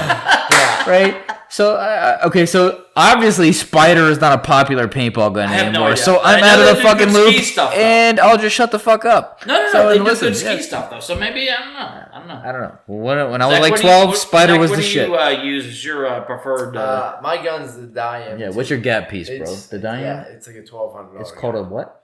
diam. Okay, hold on a second. $1,200 gun. $1,200. I've never spent wow. that much on a real gun. There's Well, hold on a second. there's Did you guys $1,700. wait? You guys did not listen to that Vegas story. $1,200 Oh, is yeah, totally totally, worth it. Yeah, yeah. fucking get it. First off, sounds like his buddy was only spending about maybe Yeah, $100 yeah. a piece. He had the Walmart paintball gun, but spent the rest of the money on the trip. Is that what you're saying? The funny thing was too, there was one night in between those two nights where he called the chick and then he passed out, and she came to the house, and she came in the house was just like, and she was just like, I don't want to say his name, but she was like calling his name, and the one same dude who was passed out on the couch I was telling you the story with, he's like laying on the couch, he's like, hello, because like this hooker come to the house, because dude, they come like in 5 minutes. Sure. It's just like, you know, they got these cards, you call them, they come in 5 They're minutes. speedy. They And working. this dude yeah. called it, and then he like passed out.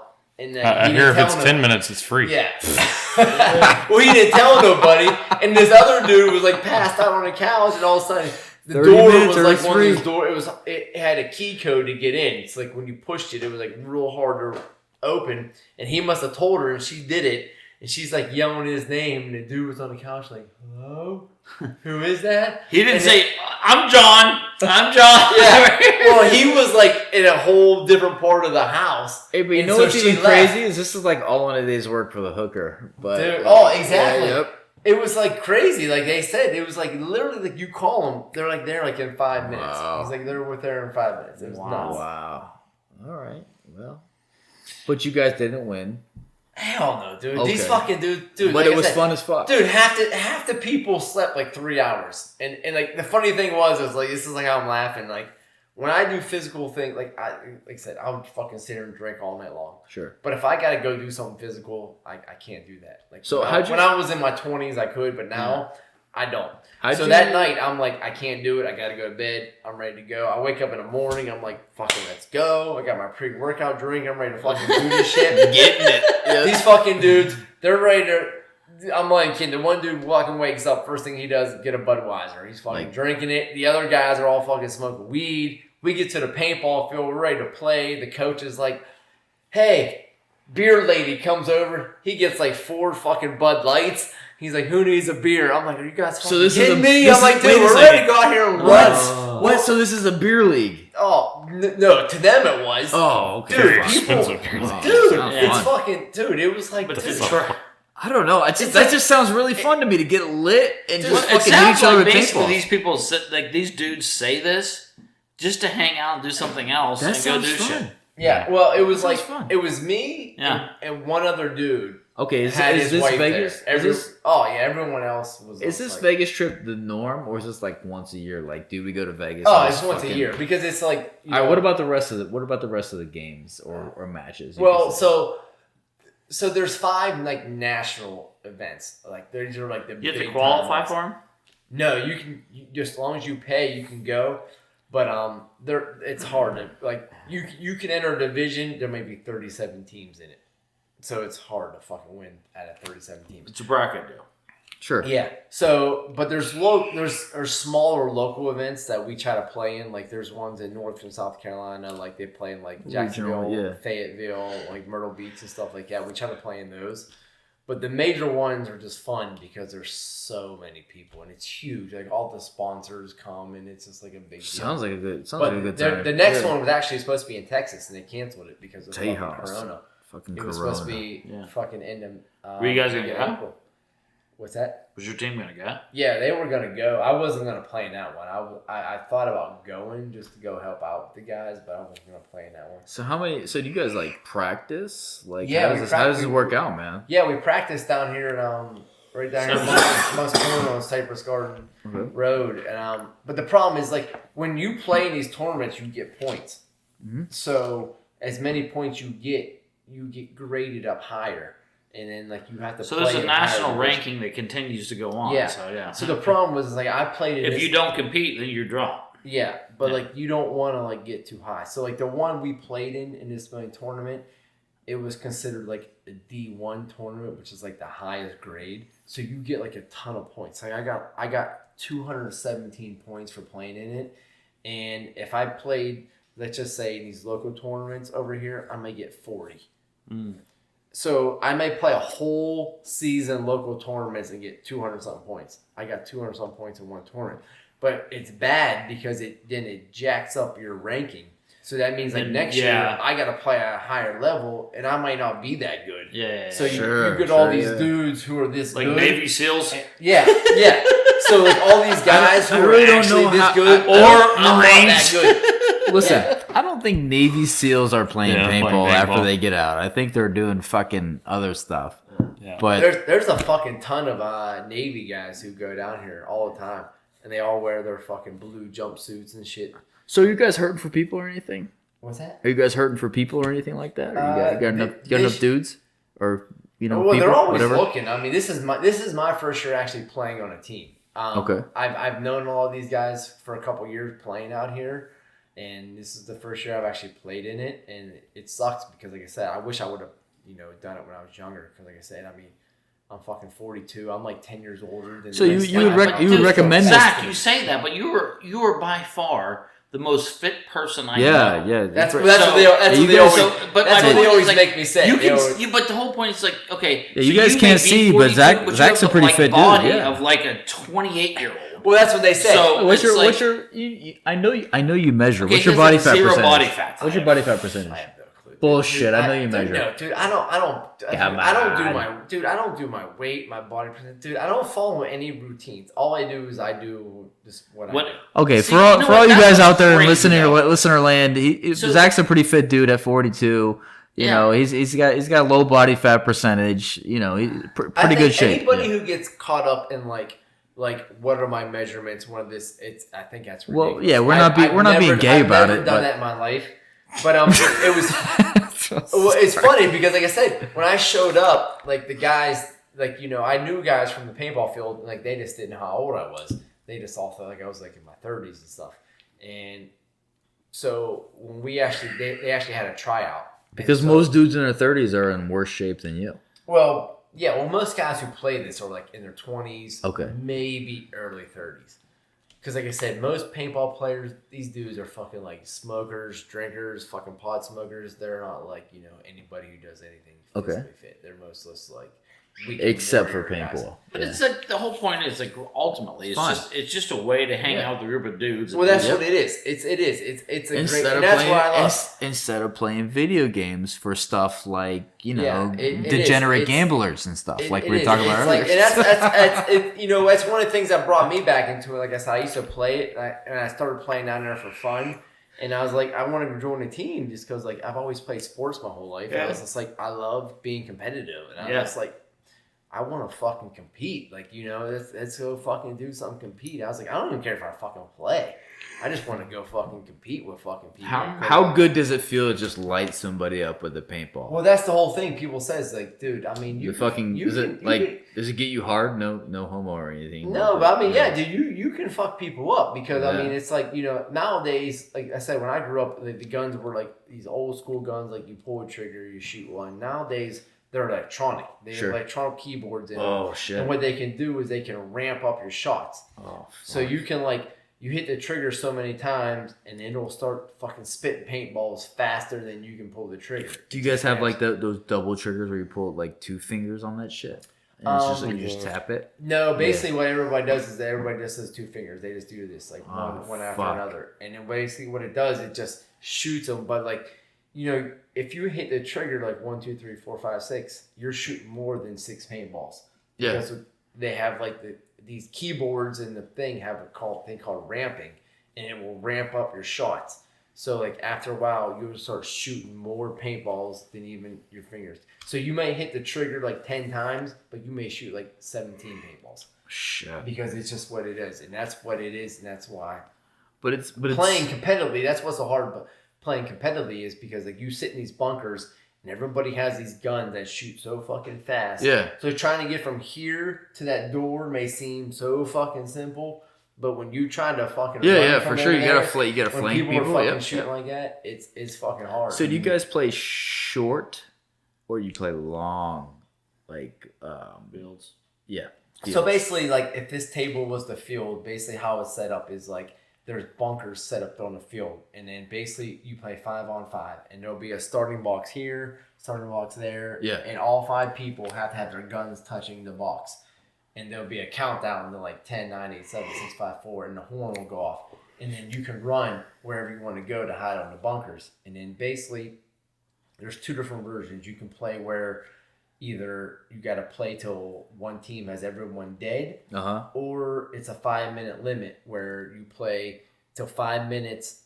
You play whoever can get the most people killed, or if you touch the box.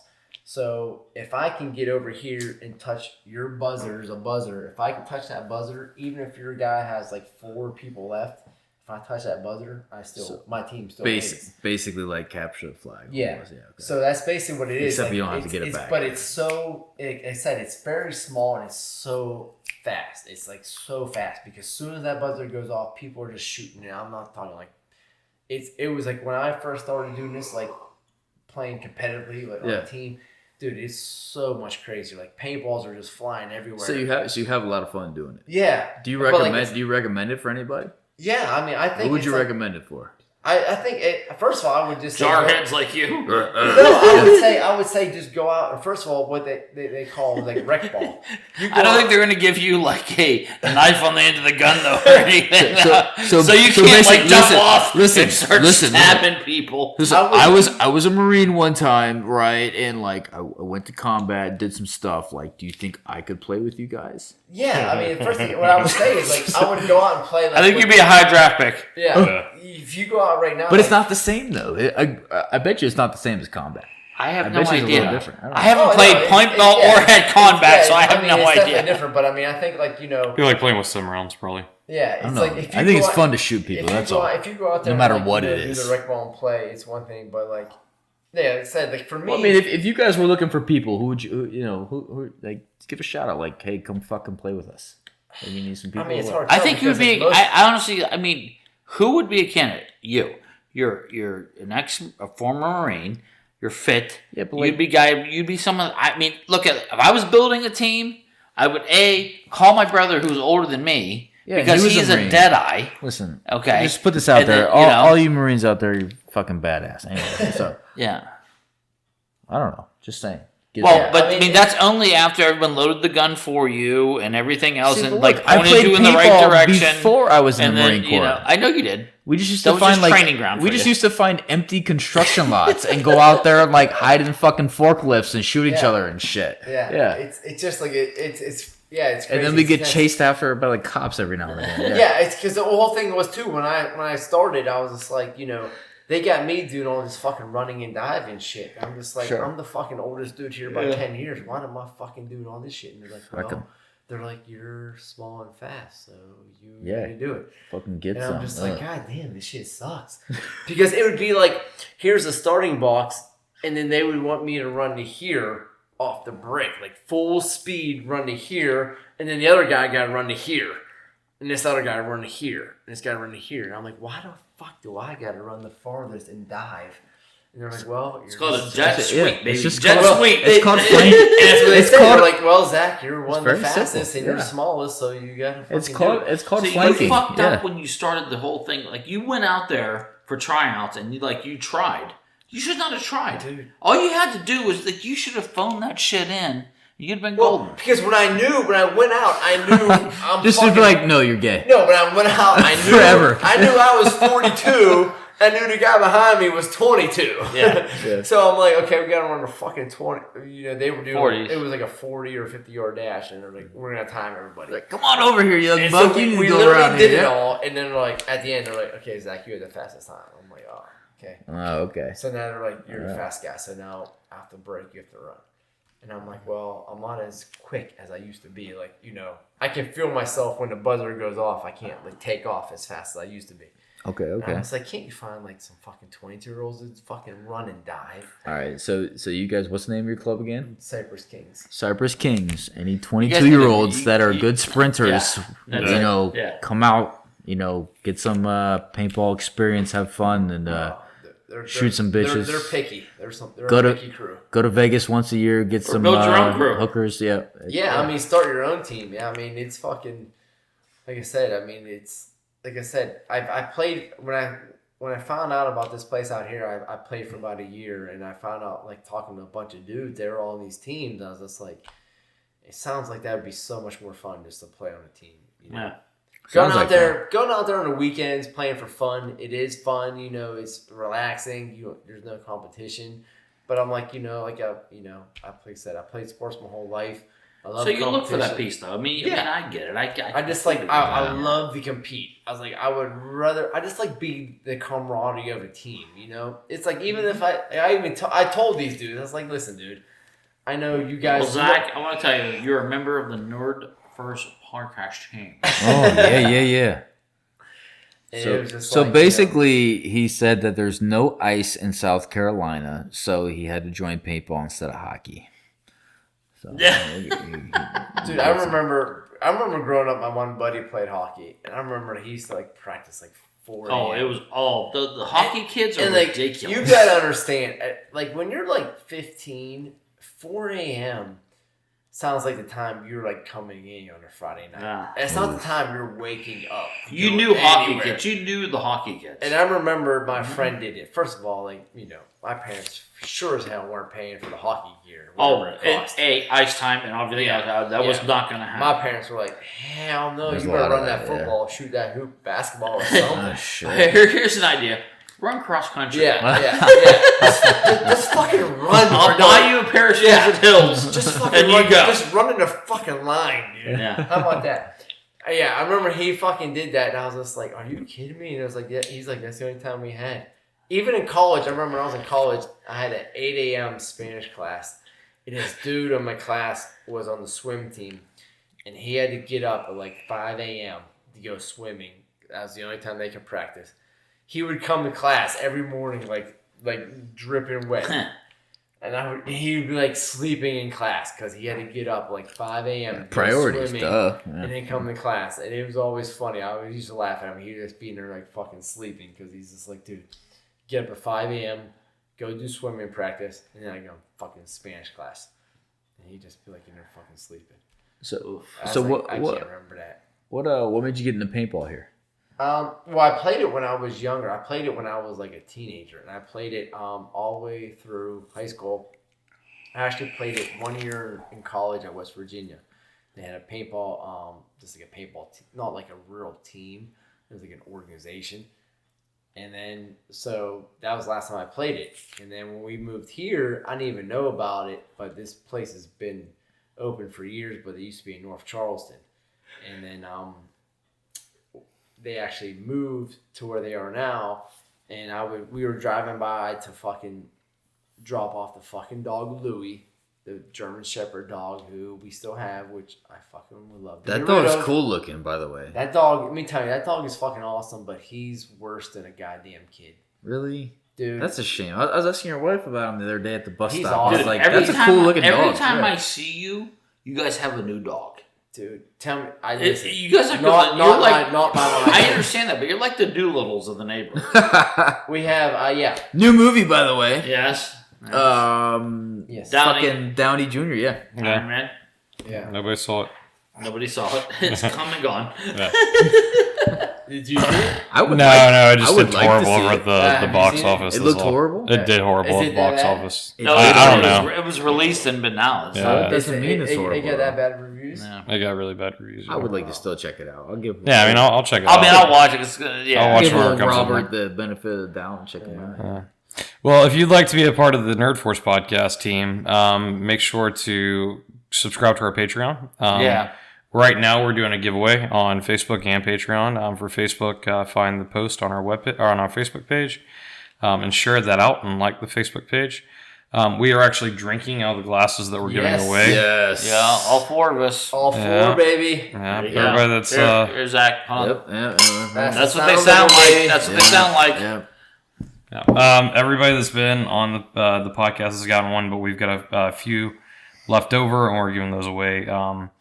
One on Facebook, 2 on Patreon. So if you want to double up your chances, subscribe to the Patreon and then also share it out on Facebook. Only if you're cool. You can only have a glass if you're cool. You also get early access to the podcast on Patreon and access to our Discord channel. So make sure to do that and keep in touch with us. Yeah, and guys, hey, please, I'm gonna put one out to the guys that like our pages. All right, we got a lot of likes, Please, someone just give us something. Give something else with Josh and I to just like, if you want to talk about something, ask us a question, anything you want to do, just put it out there. If you don't want to say anything publicly, then just message us on Facebook. Yeah, please do. Yeah. Absolutely. Thanks, Matt. That's all of today's show. If you've liked it, make sure to like the podcast and subscribe to the podcast, rate it, review it. It definitely helps new people find our podcast. Until next week, this has been the Nerd Force Podcast.